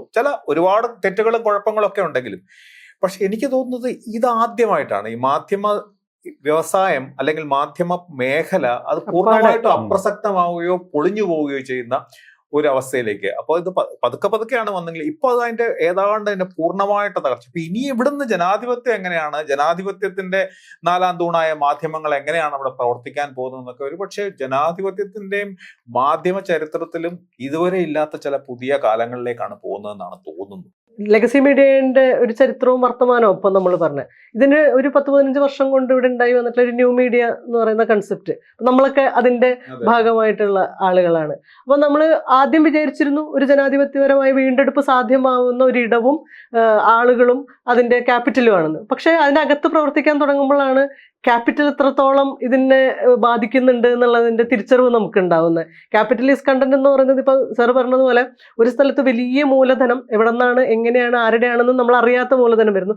ഇപ്പുറത്ത് ഒരു മൂലധനവും ഇല്ലാതെ സർവൈവലിന് വേണ്ടി കഷ്ടപ്പെടുന്ന ഇപ്പൊ വയറും സ്ക്രോളും പോലെയുള്ള ഇന്ത്യയിൽ തന്നെ ഇപ്പൊ ആഗോളതലത്തിലും ഇത് തന്നെയാണ് അവസ്ഥ, മലയാളത്തിലും അത് തന്നെയാണ് അവസ്ഥ. പക്ഷേ ഈ മീഡിയ എന്താ പറയാ സർവൈവലിന് ശ്രമിക്കുന്നു എന്ന് പറയുമ്പോഴും അതിൻ്റെ ഒരു നിലനിൽപ്പിന്റെ സ്പേസ് അപ്പോഴും അവിടെ ബാക്കി ഉണ്ടാവുമെന്ന് തന്നെയാണ് നമുക്ക് തോന്നുന്നത്. കാരണം മറ്റ് ടെലിവിഷൻ ആണെങ്കിലും പത്രമാണെങ്കിലും ഓൺലൈനിന്റെ മറ്റ് സോഷ്യൽ മീഡിയയിലൊക്കെയാണ് അവരുടെ മാർക്കറ്റിംഗ് സ്പേസ് കണ്ടെത്തുന്നത്. അത് തന്നെയാണ് നമ്മളുടെ മാർക്കറ്റ് സ്പേസ് എന്ന് പറയുന്നത്. അപ്പൊ ഇതിനകത്ത് ക്വാളിറ്റിയുള്ള സംഗതി സർവൈവ് ചെയ്യുമെന്നുള്ളൊരു പ്രതീക്ഷയിലാണ് നമ്മളും നിലനിന്നത്. അങ്ങനെ ഒരു തോന്നലുണ്ടോ ഈ ന്യൂ മീഡിയക്ക്? അങ്ങനെ ഒരു സാധ്യത നിലനിൽക്കുന്നുണ്ടോ? ന്യൂ മീഡിയക്ക് സാധ്യത, പക്ഷെ ഞാൻ നോക്കി കാണുമ്പോൾ ഈ ന്യൂ മീഡിയ, നമ്മൾ ന്യൂ മീഡിയ എന്ന് പറയുകയാണെങ്കിൽ ശരിക്കും മീഡിയം മാത്രമേ മാറിയിട്ടുള്ളൂ. ഈ നമ്മുടെ കണ്ടന്റും ടെക്നിക്സും റിപ്പോർട്ടിങ് ജേർണലിസം എന്ന് പറയുന്നത് മോറോലെസ് ഇറ്റ്സ് മിക്കവാറും പ്രിന്റ് ചെയ്ത് വന്നവരായത്, അതുകൊണ്ടാണെന്ന് അറിയില്ല, അതേ ടെക്നിക്സ് ആണ്. അപ്പൊ എന്നെ സംബന്ധിച്ചിടത്തോളം ഞാനെങ്കിലും ഇതെല്ലാം അനക്ഡോട്ടൽ എവിഡൻസ് ആണ്, നമ്മൾ സ്റ്റഡിയൊന്നും ചെയ്തിട്ടില്ല. എന്റെ വീട്ടിൽ തന്നെ ഒരു ചെറുപ്പക്കാരൊക്കെ ഉണ്ട്. അപ്പൊ ഇവര് ഈ ന്യൂ മീഡിയ കാണുന്നു. പക്ഷെ എനിക്ക് തോന്നുന്നു ന്യൂ മീഡിയയുടെ ഏറ്റവും വലിയ ചലഞ്ച് ഈ OTT പ്ലാറ്റ്ഫോംസ് ആണ്, ഈ നെറ്റ്ഫ്ലിക്സ്. കാര്യം അവര് നമ്മളുടെ നമ്മൾ ജോലി ചെയ്തിരിക്കുന്ന ഓരോ സമയവും മുഴുവൻ നിമിഷങ്ങൾ അവർ അപഹരിക്കുക എന്നുള്ളതാണ് അവരുടെ ഏറ്റവും വലിയ അവരുടെ സ്റ്റേറ്റ് ഓഫ് നെറ്റ്ഫ്ലിക്സ് പറഞ്ഞിരിക്കുന്ന every waking hour we want to own it എന്നുള്ളതാണ്. അപ്പൊ ആ സമയത്ത് ഈ നെറ്റ്ഫ്ലിക്സിൽ ഒരു OTTയിൽ ഒരു സിനിമയോ എന്തെങ്കിലും ഒരു ടോക്ക് ഷോയോ ഒരു ക്രിക്കറ്റ് മാച്ചോ ഇത് കാണുന്ന ഒരാളെയാണ് ന്യൂ മീഡിയയുടെ ശരിക്കും ന്യൂ മീഡിയയുടെ റൈവൽസും ട്രഡീഷണൽ മീഡിയ അല്ല. ഇവരുടെ അറ്റൻഷൻ എങ്ങനെ കിട്ടും എന്നുള്ളു. അപ്പൊ അതിനുവേണ്ടി ടെക്നിക്സ് മാറേണ്ടതുണ്ടോ, നറേറ്റീവ് സ്റ്റൈല് മാറേണ്ടതുണ്ടോ, മുഖങ്ങൾ മാറേണ്ടതുണ്ടോ, അറ്റ്മോസ്ഫിയർ ആംബിയൻസ് മാറി, ഇതിനെക്കുറിച്ചെല്ലാം എനിക്ക് തോന്നുന്നു മാറി വരും. കാര്യം നമ്മൾ എന്തൊക്കെ നമ്മുടെ ഒരു പ്രതീക്ഷ എന്ന് പറയുന്നത്, നമ്മൾ ഇതുവരെ കണ്ടിട്ടുള്ളത് പ്രകൃതിക്ക് ഒരു വാക്യൂമിനെ ഇഷ്ടം, നേച്ചർ അബോവ്സ് വാക്യൂം എന്ന് പറയും. ആ വാക്യൂമിൽ എന്തെങ്കിലും പുതുതായിട്ട് വരും എന്നുള്ളൊരു പ്രതീക്ഷ. കാരണം നമ്മൾ ഇന്ത്യയെക്കുറിച്ച് എല്ലാ ഹോപ്പ് പോകുമ്പോഴും പെട്ടെന്ന് ഉത്തർപ്രദേശിൽ നിന്ന് അയോധ്യയിൽ അങ്ങനെ ഒരു ഇലക്ഷൻ റിസൾട്ട് വരുന്നു. നമ്മൾ ഒരിക്കലും പ്രതീക്ഷിച്ചല്ല ഇത്. യഥാർത്ഥ ഒരു പാർട്ടിക്കും ഉള്ളത്, അത് ആ ജനങ്ങളുടെ മാത്രമേ ഇതാ. അപ്പൊ അങ്ങനെ ഒരു ഒട്ടും എന്താ പറയുക, ഒട്ടും ഇല്ലോജിക്കലായിട്ടുള്ളൊരു ഹോപ്പ് വെച്ചാണ് നമ്മൾ മുന്നോട്ട് പോകുന്നത്. പക്ഷെ ഈ നറേറ്റീവ് സ്റ്റൈലും, അപ്പൊ എന്റെ മകൻ ഇപ്പൊ അയാൾക്ക് 22 വയസ്സാണ്. അപ്പൊ അയാൾ പക്ഷെ സമയം വേസ്റ്റ് ചെയ്യുന്ന പറയില്ല, ഞാൻ പത്രമൊന്നും വായിക്കുന്ന കണ്ടില്ല, പക്ഷെ ഹീസ് വെൽ ഇൻഫോംഡ്. അപ്പൊ എവിടെന്ന് നോക്കാം, ഞാൻ ഈ കാണുന്ന ഇവരുടെ പ്രായത്തിലുള്ള പലരും സംസാരിക്കും കാര്യങ്ങൾ എനിക്ക് കേട്ടിട്ട് പോലും ഇല്ലാത്ത ചില സൈറ്റുകളുണ്ട്. അതെങ്ങനെയാണ് അവർ കണ്ടുപിടിക്കുന്നത് എനിക്ക് അവരുടെ വേർഡ് ഓഫ് മൗത്തിൽ കൂടെയോ. അപ്പോൾ ദേ ആർ വെൽ ഇൻഫോംഡ്. പക്ഷെ അവര് ഇൻഫർമേഷൻ കിട്ടുന്നത് നമ്മുടെ ട്രഡീഷണൽ സോഴ്സസ് എന്നല്ല. ഇപ്പൊ പക്ഷെ അവര് ലൈഫിലോട്ട് കടന്നിട്ടില്ല. അപ്പം ദേ ആർ പ്രൊട്ടക്റ്റഡ്. അവർ അക്കാഡമിക് എൻവയോൺമെന്റ് ആയതുകൊണ്ട് അവർക്ക് കിട്ടുന്ന ഇൻഫർമേഷൻ കുഴപ്പമില്ല. പക്ഷെ അവർ നാളെ പുറത്തിറങ്ങി കഴിഞ്ഞിട്ട് ഏത് തരത്തിലുള്ള ഇൻഫർമേഷൻ, മലയാളത്തില് നമ്മൾ നോക്കുകയാണെങ്കിൽ ഇവിടെ വെറുപ്പ് ഏറ്റവും കൂടുതൽ ചെലുത്തുന്ന ഒരു 4-5 വെബ്സൈറ്റ്സ് ആണ്. അപ്പം ഇവരിലോട്ട് പോകാൻ ചാൻസ് ഉണ്ട്. കാര്യം ഇവരാണ് കൂടുതൽ ഞാൻ നേരത്തെ പറഞ്ഞ പിയർ പ്രഷർ കാരണം ഈ അക്കാഡമിക് ഇതിനുള്ള ആ പ്രൊട്ടക്ഷൻ കിട്ടിട്ട് ഒരു ലോക്കൽ ഏരിയ ചിലപ്പോൾ ഈ നറേറ്റീവിലോട്ടായിരിക്കും അവര് പോകുന്നത്. നാളെ ചിലപ്പോൾ ഒരു കുമ്പംപിള്ളയ്ക്ക് പോകാനായിരിക്കും താല്പര്യം കാണിക്കുന്നത്. അപ്പൊ ഇങ്ങനെ ഒരു വലിയൊരു ഈ ഫ്രീ ഫോർ ഓൾ എന്ന് പറയുന്ന ഒരു സിസ്റ്റത്തില് ഒരുപാട് നല്ല കാര്യങ്ങൾ നടക്കുന്നുണ്ട്. ഇപ്പൊ നേരത്തെ ഹിന്ദിയിലൊക്കെ വളരെ സജീവമാണ്. നമ്മളിപ്പോ രവീഷ് കുമാറിനെയും ധ്രുവ്രാത്തിയെ നമുക്കറിയാം. ഇങ്ങനെ കുറെ അധികം ആൾക്കാരെ വളരെ സെൻസിബിൾ ആയിട്ടുള്ള പൊളിറ്റിക്കൽ ജേർണലിസം നടത്തുന്ന ഒറ്റപ്പെട്ട, പക്ഷെ അവിടെയൊക്കെ ഈ ഒരു ഫുട്ട് ലൂസ് ആയിട്ടുള്ള ഒരു നേച്ചറുണ്ട്. അതായത് ക്ഷേപം വേണ്ട, വലിയ തോതിലുള്ള പരസ്യങ്ങൾ വേണ്ട, വളരെ ഗംഭീരമായിട്ട് സംസാരിക്കാനും പറയാനും അത്യാവശ്യം അതിന്റെ ഒരു പ്രസന്റ് ചെയ്യാനുള്ള ഗ്രാഫിക്സും ഒക്കെ കയ്യിലുണ്ടെങ്കിൽ അവരൊക്കെ വലിയ ഇൻഫ്ലുവൻസേഴ്സ് ആയിട്ട് മാറുന്നുണ്ട്. അപ്പൊ ഇതാണ് ഇനിയിപ്പോ വരാൻ പോകുന്ന സ്ഥിതി. പക്ഷെ അവിടെ തന്നെ മഹാഭൂരിപക്ഷവും നേരത്തെ ഇപ്പൊ രാജ പറഞ്ഞ പോലെ ഒരുപാട് വളരെ മോശമായിട്ടുള്ള പലതരത്തിലുള്ള ഉദ്ദേശ ലക്ഷ്യങ്ങളുമായിട്ട് നടത്തുന്ന സ്ഥാപനങ്ങളാണ്. അപ്പോൾ ഇനി വരാൻ പോകുന്ന മാധ്യമ രംഗം വാസ്തവത്തിൽ ഈ ഇൻഡിവിജ്വൽ പെർഫോമേഴ്സിന്റെ പോഡ്കാസ്റ്റിംഗ്, ഇപ്പൊ വെളിയിലൊക്കെ വിദേശത്ത് ഇപ്പൊ ട്രംപ് 3 മണിക്കൂർ 4 മണിക്കൂറൊക്കെയാണ് പോഡ്കാസ്റ്റിന് വേണ്ടി സമയം ചെലവഴിക്കുന്നത്. അത് ഒരു മനുഷ്യന്റെ കീഴിലാണ്. അപ്പൊ ഇങ്ങനെയുള്ള ഇൻഡിവിജ്വൽ ഹീറോസും ഇൻഡിവിജ്വൽ വില്ലൻസിന്റെയും ആയ ഒരു ഇൻഡസ്ട്രി ആയിട്ട് ഇത് മാറുകയാണ്. അപ്പൊ ഇതിനകത്ത് എങ്ങനെയാണ് മറ്റു കാര്യങ്ങളെ എഫക്ട് ചെയ്യുന്നത് പറഞ്ഞാൽ, പക്ഷെ അവർക്ക് ഇനി എന്തായാലും വരാൻ പോകുന്ന കുറെ കാലങ്ങളെങ്കിലും അവരുടെ കാലമായിരിക്കും, അതിന് സംശയമൊന്നുമില്ല. വലിയ ഇൻസ്റ്റിറ്റ്യൂഷണൽ സിസ്റ്റം. അപ്പൊ പ്രശ്നം അതുകൊണ്ടാണ് അവിടെ നിയമമില്ല, അവിടെ ഒരു തരത്തിലുള്ള നിയമത്തിനും ബാധകമല്ല, ഒരു തരത്തിലുള്ള മൂല്യങ്ങൾക്കും അവിടെ പ്രവേശനമില്ല. ഇങ്ങനെയൊക്കെ ആയിരിക്കും. പക്ഷെ ഇവിടെയും ചില വളരെ പോസിറ്റീവായിട്ടുള്ള ചില ജേർണലിസ്റ്റ് മാതൃകകൾ നമ്മുടെ മുമ്പിൽ കാണുന്നുണ്ട് എന്നുള്ളതാണ് ഈ ഇരുണ്ട ആകാശത്ത് കാണുന്ന ഒരു ചെറിയ രചിതരേഖ. നമുക്ക് എടുത്തു പറയാൻ ഓർമ്മയിൽ നിൽക്കുന്ന മാതൃകകൾ പോലും വളരെ ഒറ്റപ്പെട്ട സംഗതികൾ മാത്രം. പക്ഷെ ഈ ഇലക്ഷൻ മുമ്പിൽ വന്ന് നിൽക്കുമ്പോൾ, അല്ലെങ്കിൽ ഇന്ത്യയുടെ മൊത്തം എടുത്തു നോക്കുമ്പോൾ, ഒരു 90% മാധ്യമങ്ങൾ, മെയിൻ സ്ട്രീമും അല്ലാത്തതും സോഷ്യൽ മീഡിയയിൽ ഈ പറഞ്ഞ പോലത്തെ എല്ലാം ഓൺ ചെയ്യുന്നത് എക്സ്ട്രീം റൈറ്റ് വിങ് ആയിട്ടുള്ള ക്യാപിറ്റലാണ് എന്നുള്ളതാണ് അതിൻ്റെ വാസ്തവം. അപ്പോൾ ഈ ഒരു രവീഷ് കുമാറോ ഒരു ധ്രുവ് റാട്ടിയോ അല്ലെങ്കിൽ ഏതെങ്കിലും ഒരു വയറോ ഒക്കെ കൊണ്ട് നമ്മുടെ പൊളിറ്റിക്സിന് എന്ത് സംഭവിക്കും എന്നുള്ളൊരു ആശങ്കയുണ്ടല്ലോ.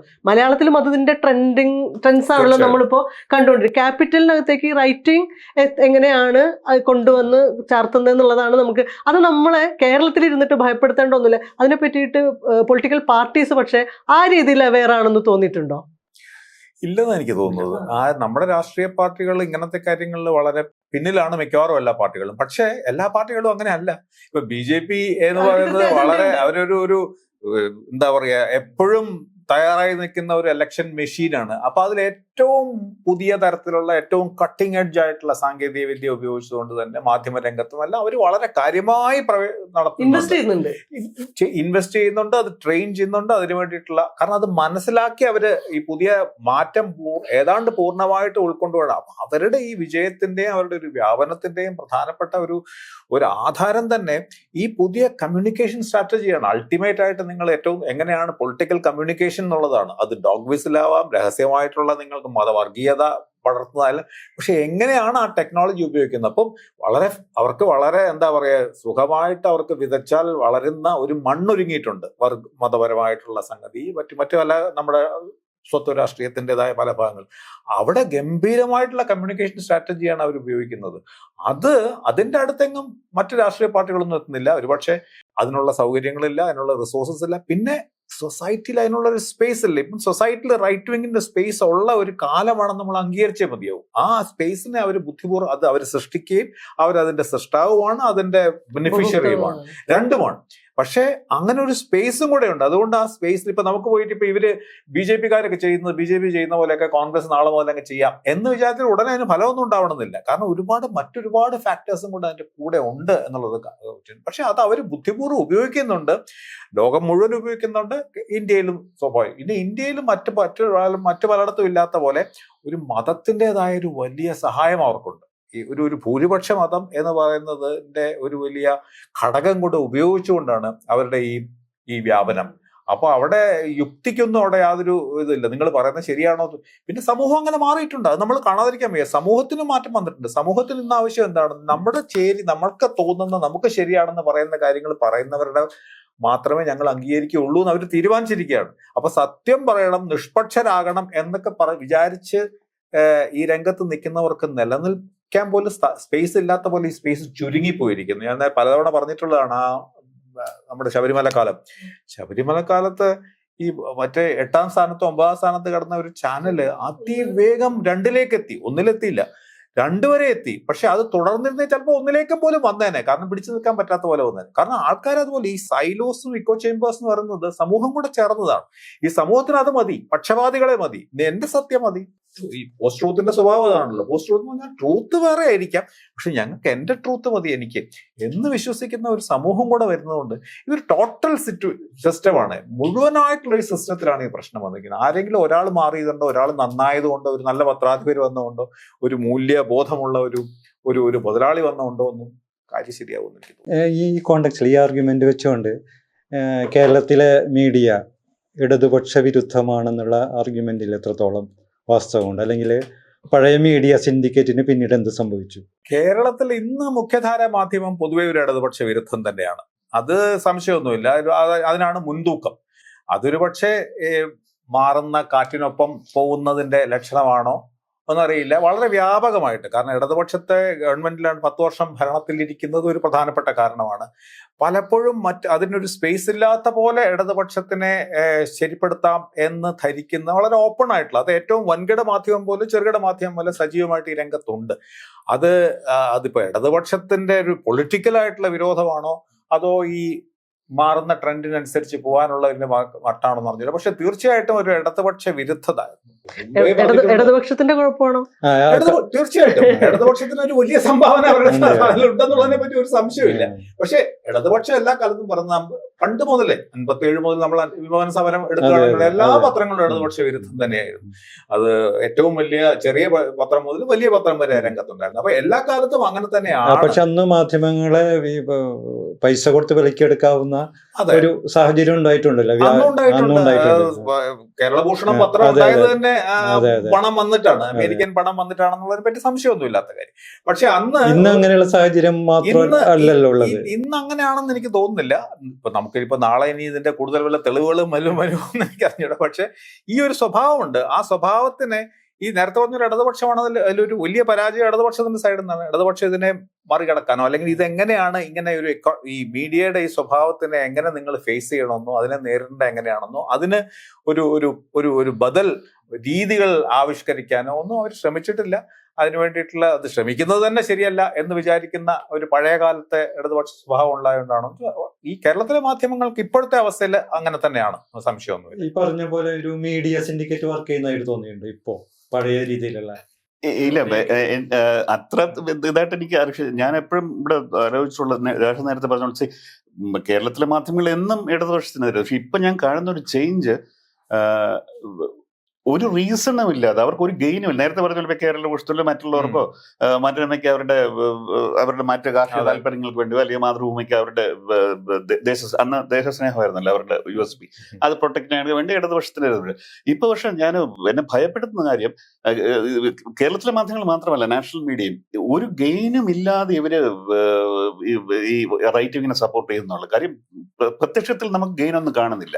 പിന്നെ ചിലർ പറയുന്നത് ED ഭയപ്പെട്ടു. പക്ഷെ അതൊന്നും മനോരമയ്ക്ക് എന്തിനാണ് ED ഭയപ്പെടുന്നത്, അല്ലെങ്കിൽ ടൈംസ് ഓഫ് ഇന്ത്യക്ക് എന്തിനാണ് ED ഭയപ്പെടുന്നത്? ഞാൻ വളരെ കോൺട്രവേഴ്ഷ്യൽ ആയിട്ടുള്ള എന്റെ ഒരു തെളിവൊന്നുമില്ല. എനിക്ക് തോന്നുന്നത് ഈ ക്ലാസും കാസ്റ്റ് ഇതിനകത്ത് വളരെയധികം ഇപ്പൊ പ്രവർത്തിക്കുന്നുണ്ട്. 2014 ശേഷം ഈ ഓണർഷിപ്പ് നമ്മൾ നോക്കുകയാണെങ്കിൽ ഇന്ത്യൻ മീഡിയയുടെ അതിന്റെ നേച്ചർ, മീഡിയ ഓണർഷിപ്പിന്റെ നേച്ചർ മിക്കവാറും 90% അപ്പർ ക്ലാസ് ആണ്, അപ്പർ കാസ്റ്റ് ആണ്. അപ്പൊ കാസ്റ്റ് 100%. അപ്പൊ കാസ്റ്റും ഇതുപോലെ.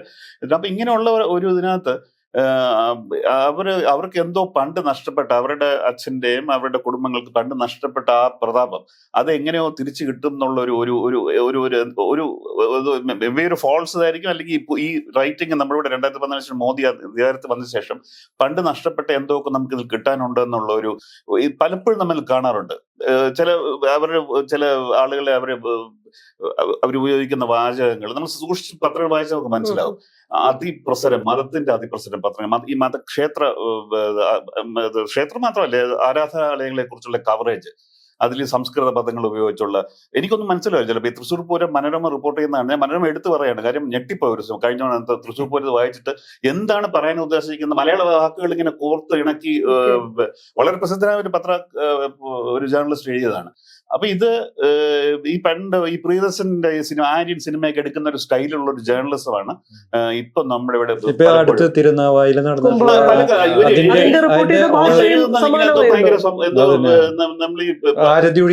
ഇങ്ങനെയൊക്കെ പറഞ്ഞു. ഇത് എന്താ സംഭവം മനസ്സിലാകുന്നല്ല, ആരും കാണുന്നില്ല, ദർശനം മാത്രമേ. എന്തോ അത് ഭയങ്കര സൂപ്പർലേറ്റീവ് രീതിയിലാണ് ഈ ക്രിക്കറ്റ് മാച്ചൊക്കെ റിപ്പോർട്ട് ചെയ്യുന്ന ഒരു എക്സൈറ്റ്മെന്റ് ഓഡിയൻസ്. അപ്പൊ എനിക്കിത് പലപ്പോഴും തോന്നുന്നത്. അത് മാത്രമല്ല പല കാര്യങ്ങൾക്ക് നേരെ ഇവര് കണ്ണടയ്ക്കും, മനഃപൂർവ്വമാണ്. ഇപ്പൊ ഉദാഹരണത്തിന് പോയി ഇന്ന് മെനഞ്ഞാന്ന് ആസാമിലെ മുഖ്യമന്ത്രി പറഞ്ഞ കാര്യം, കേരളത്തിലെ ഞാൻ പ്രധാനപ്പെട്ട പത്രങ്ങൾ ഒന്നിൽ പോലും ഈ ഫ്രണ്ട് പേജിൽ ഞാൻ ഈ വാർത്ത കണ്ടില്ല. ഈ തോക്ക് ചൂണ്ടി ഇതാണ്. അകത്ത് പോലും മാതൃഭൂമി ഒരു പേജിന്റെ ഏറ്റവും താഴെ, ഫോൾഡിന്റെയും താഴെ ഏറ്റവും ബോട്ടം ഒരു ചെറിയ ബോക്സ് പോലെ ഇട്ടിട്ടുണ്ട്. മനോരമയില് കണ്ടോന്ന് എനിക്ക് ഓർക്കുന്നില്ല ഞാൻ കണ്ട. ഇവർ മാത്രമല്ല, ഇന്ത്യയിൽ ഒരു ഒറ്റ പത്രം പോലും അത് ലീഡ് ചെയ്തിട്ടില്ല. ഇന്ത്യൻ എക്സ്പ്രസ് ഫ്രണ്ട് പേജിൽ ചെറുതായിട്ട് ക്യാരി ചെയ്തു, ഹിന്ദു വളരെ മാന്യമായിട്ട്. പക്ഷെ അതും എല്ലാം ബോട്ടം. ഇതെന്താണെന്ന് എനിക്ക് മനസ്സിലാകുന്നില്ല. നമ്മൾ ഇതിന് എന്തോ ജസ്റ്റിഫിക്കേഷൻ കൊടുക്കും? നമ്മുടെ കാലത്ത് നമ്മളൊരു ന്യൂസ് മീഡിയം ഒരു മുഖ്യമന്ത്രി, സെർവിങ് മുഖ്യമന്ത്രി അല്ല, വെറുതെ ഏതെങ്കിലും രാഷ്ട്രീയ പാർട്ടി അദ്ദേഹത്തിന്റെ ഇമേജ് വെച്ച് അദ്ദേഹത്തിന്റെ പാർട്ടി ചെയ്യുകയാണ്, എന്നിട്ട് അവർ തന്നെ പിൻവലിക്കുക എന്ന് പറഞ്ഞാൽ അവരത് തെറ്റാണെന്ന് സമ്മതിക്കില്ല. അപ്പൊ നമുക്ക് ഒട്ടും റിസ്ക് ഇല്ല റിപ്പോർട്ട് ചെയ്യാൻ. അല്ലെങ്കിൽ നമുക്ക് കൺഫേം ചെയ്യാൻ പാടാണ് ഇതിന് ഫേക്ക് ആണോ വേറെ വല്ലതും ചെയ്താണോ. ഇത് ആ പാർട്ടി തന്നെ വിഡ്രോ ചെയ്യണം. അപ്പൊ ഇതിൽ പരം നമുക്കൊരു പ്ലാറ്ററുള്ള ഒരു സ്റ്റോറി കിട്ടുകയാണ്. നമുക്ക് ഒരു റിസ്ക്കും ഇല്ല റിപ്പോർട്ട് ചെയ്യാനായിട്ട്. കാര്യം everything is there in public domain. സാധാരണ ഇപ്പൊ ഈ മോദി ഇവരെ കവർ ചെയ്യാൻ നമുക്ക് ഏറ്റവും ബുദ്ധിമുട്ട് എന്തെങ്കിലും ന്യൂസ് വന്നാൽ കൺഫേം ചെയ്ത് 3-4 ദിവസവും കൂടെ. അപ്പൊ അതുകൊണ്ട് അതാണ് ഇവർ രക്ഷപ്പെടുന്ന പലരും. നമുക്ക് പേടിയാണ് അപ്പൊ തന്നെ റിപ്പോർട്ട് ചെയ്യാൻ. അപ്പൊ നമ്മൾ കൺഫേം ചെയ്തൊക്കെ റിപ്പോർട്ട് വരുമ്പോഴേക്കും അതിന്റെ ചൂട് മാറി വേറൊരു ഇഷ്യൂലോട്ട് പോകുക. ഇതങ്ങനെയില്ല, നമ്മുടെ മുമ്പ് കിട്ടുകയാണ്. ഇതിനകത്ത് ഇതിൽ പരം പിന്നെ ഒന്നും ചെയ്യാനില്ല. ഇപ്പൊ എപ്സ്റ്റീൻ ഫയൽസ് നമുക്ക് യാതൊരു റിസ്ക്കും ഇല്ല. കാര്യം നമ്മൾ അമേരിക്കൻ US കോൺഗ്രസ് ഇതനുസരിച്ച് ചെയ്താണ്. അപ്പൊ ഇന്ന് ഒരു പത്രം അതിന്റെ സീരീസ് തുടങ്ങിയിട്ടുണ്ട്. പക്ഷെ അതിനകത്ത് ലോകത്തിലുള്ള എല്ലാവരുടെ പേരുണ്ട്, ഒരു പേരില്ല. എനിക്ക് ഇത് മാത്രമേ എനിക്ക് ലോജിക് ആയിട്ടില്ല. ഞാൻ നേരത്തെ പറഞ്ഞാൽ ഗവൺമെന്റ് പരസ്യമൊന്നും ഇപ്പൊ പരസ്യം നിരക്ക് കൂട്ടിയിട്ടുണ്ട്, ഇപ്പൊ കൂട്ടി ഗവൺമെന്റ്. പക്ഷെ അതും വലിയ ഇതായിട്ട് ഗവൺമെന്റ് പരസ്യത്തിൽ കൂടെ വലിയ നേട്ടമൊന്നും കിട്ടാനില്ല. അപ്പൊ ഇത് എനിക്ക് ഈ റിപ്പോർട്ട് ചെയ്യപ്പെടുന്നില്ല എന്ന് പറഞ്ഞു. ഇപ്പൊ കുംഭമേളയുടെ കാര്യം തന്നെ ഇപ്പൊ ചാനലുകളും പത്രങ്ങളും ഒക്കെ വിചാരിക്കുന്നത് റിപ്പോർട്ട് ചെയ്യാന്ന് പറഞ്ഞു കഴിഞ്ഞാൽ അതിന് അനുകൂലമായിട്ട് റിപ്പോർട്ട് ചെയ്യാണെന്ന് മാത്രമാണ്. എന്നിട്ട് ഇവര് വലിയ അവകാശവാദമായിട്ട് പറയുന്നത് ഞങ്ങൾ അതിന്റെ പുറത്ത് പോയി ക്യാമറ വെച്ചില്ല, അതൊരു നല്ല കാര്യമല്ലേന്നാ. അങ്ങനെയല്ലല്ലോ ചെയ്യേണ്ടത്. അതിന് വിമർശനാത്മകമായിട്ടും അതിനെ എക്സ്പോസ് ചെയ്യുന്ന രീതിയിലും റിപ്പോർട്ട് ചെയ്യുകയോ അനലൈസ് ചെയ്യുകയോ ചെയ്യുന്നില്ല. അത് ചെയ്യാതിരിക്കുന്നത് സത്യത്തിൽ ആരൊക്കെയാണ് വന്നത്, അത് വലിയ കാര്യമില്ല. പുറത്തുനിന്ന് ആരൊക്കെയാണ് ഇവിടെ വന്നത്, അവരുടെ ബാക്ക്ഗ്രൗണ്ട് എന്താണ്, അവരുടെ എന്താണ് ഹിസ്റ്ററി, ഈ കാര്യങ്ങൾ നമ്മളൊരു കുറ്റം പറയണ്ട. അത് മാത്രം നമ്മൾ റിപ്പോർട്ട് ചെയ്താൽ മതി. അവരാളുടെ തീരുമാനം എടുത്തോട്ടെ. നിശബ്ദത എന്നുള്ളത് മൂല്യമായിട്ട് പറയാൻ. അത് പക്ഷെ എന്തൊരു വിരോധാഭാസമാണെന്നുള്ളതാണ്. പിന്നെ ഈ മുമ്പൊക്കെ എല്ലാ പത്രങ്ങൾക്കും അതിൻ്റെതായ പിന്നെ നിലപാടുകളും പക്ഷപാതങ്ങളും ഒക്കെ ഉണ്ടെങ്കിലും ഒരു എന്താ പറയുന്ന ഒരു ബഹസ്വരതയുടെ ഒരു സൂചനയെങ്കിലും ഉണ്ടാവണം. നിങ്ങൾ മറുവശത്തിന്റെയും കൂടെ ശബ്ദം അതിനകത്ത് കേൾപ്പിക്കണം. അല്ലെങ്കിൽ നിങ്ങൾ ഇപ്പൊ അതിന്റെ ആവശ്യമേ ഇല്ല എന്നുള്ള മട്ടിലേക്കാണ് പോയത്. അതിലിപ്പോ അത് അങ്ങനെ പറയുന്ന അങ്ങനെ മാറുന്നതിന് കുറ്റമുണ്ടായിട്ടില്ല. പക്ഷെ ചില പരമ്പരാഗതമായിട്ടുള്ള ചില മാധ്യമ മര്യാദകളുടെ ഒരു സ്വഭാവം അനുസരിച്ച് നിങ്ങൾക്ക് മറ്റേ സ്പേസും വേണം. അതില്ല. കാരണം എല്ലാവരും പക്ഷപാതത്തിന് വേണ്ടിയിട്ടാണ് നിൽക്കുന്നത്. നിങ്ങൾക്ക് ഇടയ്ക്ക് അത് ശരിയാണ്, പക്ഷെ ഇവിടെ ഇങ്ങനെ തെറ്റുണ്ട് എന്ന് പറയാൻ ആരെങ്കിലും വരികയാണെങ്കിൽ അപ്പൊ അയാളെ ഉപേക്ഷിക്കും. കാരണം നിങ്ങൾക്ക് എക്സ്ട്രീം പൊസിഷൻസ് മതി, അങ്ങനെ അറ്റത്തെ തീവ്ര നിലപാടുകളുള്ളവർ മതി.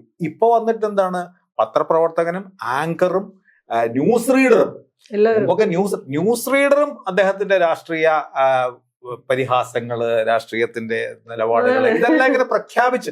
കാരണം അത് അവരുടെ കുറ്റം മാത്രമല്ല, ഈ സിസ്റ്റം അങ്ങനെ മാറുകയാണ്. നിങ്ങൾക്ക് അല്ലാതെ ഇതിന്റെ ഈ ട്രൂത്ത് എന്ന് പറയുന്നത് ഈ ഗ്രേക്ക് വേണ്ടിയിട്ട് ആർക്ക് സമയമില്ല. ഒന്നുകിൽ നിങ്ങൾ ബ്ലാക്ക് ആണ്, വൈറ്റ് ആയിരിക്കണം. പക്ഷെ നിർഭാഗ്യവശാൽ സത്യം എപ്പോഴും ഈ ഗ്രേ സോണിലാണ്. അത് ആവശ്യമില്ല. പോസ്റ്റ് ട്രൂത്ത് കാലത്ത് എന്തിനാണ് സത്യം? അതുകൊണ്ട് നിങ്ങൾക്ക് അപ്പുറത്ത് ഇവിടെ മാത്രമല്ല, നിങ്ങൾ ലോകത്ത് അടക്കുന്ന ഈ മാധ്യമങ്ങളിൽ മാറ്റങ്ങളൊക്കെ കാണുകയാണെങ്കിൽ ഏറ്റവും കൃത്യമായിട്ട് പലർത്തും ഉണ്ട്. നിങ്ങൾക്ക് സൈഡ് പിടിച്ചുള്ള സംഗതികൾ മാത്രം മതി. പണ്ടൊക്കെ അതൊരു മോശമായിരുന്നു. പക്ഷെ അതിന് മറുവശമുണ്ട്. കാരണം നിഷ്പക്ഷതയൊന്നുമില്ല, എല്ലാവർക്കും പക്ഷപാതമുണ്ട്, എല്ലാവരും ശരിയുടെ പക്ഷത്താണ് നിലപാട് സ്വീകരിക്കേണ്ടത് എന്നായിരുന്നു വാദം. ഇന്ന് അങ്ങനെയില്ല. ശരിയുടെ പക്ഷത്തൊന്നുമില്ല. ഏതെങ്കിലും ഒരു പക്ഷത്തൊന്നും നിൽക്കണം. ഒന്നും രാഷ്ട്രീയ പക്ഷം, മതപക്ഷം, തീവ്രം.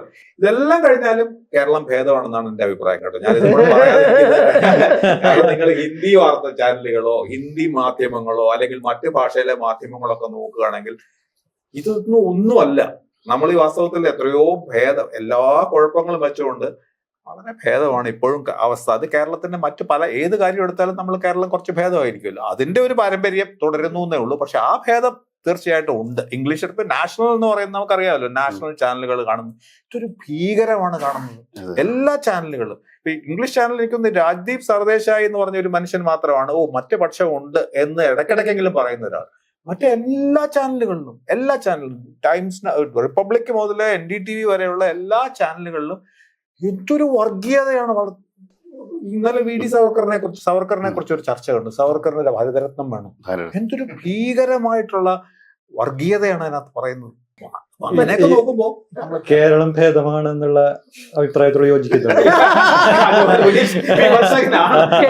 കേരളത്തിൽ ആദ്യമായിട്ട് കൃത്യമായ സംഘപരിവാർ പക്ഷമായിട്ട് ഒരാൾ എഡിറ്ററായിട്ട് വന്നിരിക്കുക. ഞാൻ കമ്പയർ ചെയ്യുന്ന കേരളവും മറ്റും ഇതായിട്ടല്ല. ഞാൻ എപ്പോഴും കേരളം അത് ശരിയാണ്, ലൈറ്റ് ഇയേഴ്സ് ഹെഡ് എന്നുള്ള ഇതാണ് ഞാൻ കമ്പയർ ചെയ്യുന്നത്. ഞാൻ ജനിച്ചു വളർന്നു, ഞാൻ പഠിച്ച കേരളവും ഇപ്പോഴത്തെ കേരളവും ശരിയാണ്. അത് ശരിയാണ്. അപ്പൊ നമ്മൾ ആലോചിച്ച് നോക്കൂ. ഏറ്റവും എന്നെ വിഷമിക്കുന്ന കാര്യം, ഞാൻ ഈ CPIയുടെ MNSമാരുടെ ഓഫീസിൽ പോകുന്നുണ്ട്. അപ്പൊ അവിടെ ഏറ്റവും മുകളിലത്തെ നിലയിൽ ജനയുഗത്തിന്റെ നവയുഗത്തിന്റെ പഴയ ഇതുണ്ട്. 60-50കളില് എന്തൊരു സുഖമാണ് അത് നോക്കാനായിട്ട്. കാര്യം ഒരു കമ്മ്യൂണിസ്റ്റ് പാർട്ടി, അന്നത്തെ പ്രതിപക്ഷത്തിന്റെ പത്രമാണ്. ആ പത്രത്തിനകത്ത് നെഹ്റുവിനെ കുറിച്ച് വാർത്തയില്ലാത്ത ഒരൊറ്റ ഫ്രണ്ട് പേജ് പോലും ഇല്ല. ദിവസങ്ങളോളം വിമർശിക്കുന്നതുകൊണ്ട് ഇതുണ്ട്. പിന്നെ ഒരു മിനിമം 3 വിദേശ വാർത്തകളും ഉണ്ടാവും ലോകത്താണ്. ഇപ്പൊ അവസാനം നമ്മൾ എപ്പോഴും ഒരു അടുത്ത കാലത്ത് മലയാളത്തിൽ ഒരു പത്രത്തിൽ ഒരു വിദേശ വാർത്ത വരുന്നത് എന്തെങ്കിലും ട്രംപ് ആരെങ്കിലും ചങ്ങലക്കിട്ട് കൊണ്ടുവന്നു, അല്ലെങ്കിൽ വിസ മാറ്റം വന്നു, അല്ലെങ്കിൽ അവിടെ ഇൻഫോസിസിന് ശമ്പളം കൂട്ടി, ഇതൊക്കെയാണ് നമ്മുടെ വാർത്ത. അല്ലാതെ ഒരു പോളണ്ടിനെ കുറിച്ച് പറയുന്ന കളിയായിരുന്നു. പക്ഷെ പോളണ്ടിനെ കുറിച്ച് പറഞ്ഞുകൊണ്ട് നമുക്ക് ഒരുപാട് ഗുണങ്ങളുണ്ടായിരുന്നു. ഞാൻ പല കാര്യങ്ങളും അന്ന് നമുക്ക് TV ഇല്ല, ഓൺലൈൻ ഇതില്ല, ഒന്നുമില്ല. നമ്മൾ ഈ കാര്യങ്ങളെ കുറിച്ച് റൂബിക്സ് ക്യൂബ് എന്ന് പറഞ്ഞ സംഭവം വന്നപ്പം അത് കേരളത്തിലെ മലയാള പത്രങ്ങളിൽ ഫ്രണ്ട് പേജ് വാർത്തയാണെന്ന്.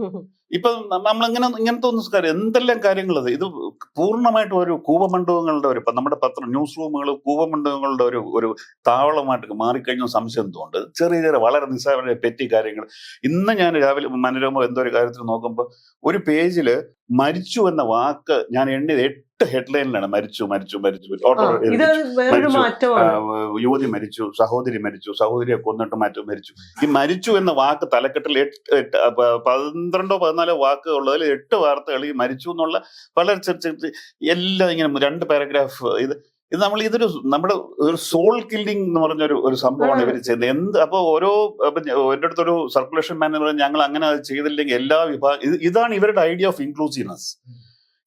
എവിടെ ഏതൊക്കെ നാട്ടിൽ ആരെങ്കിലും കൊന്നു എന്നുള്ളതാണ് അത് റിപ്പോർട്ട് ചെയ്യാണ് ഇൻക്ലൂസീവ്നെസ്. അപ്പൊ ഇവരുടെ ഈ ധാരണ ഇതാണ്.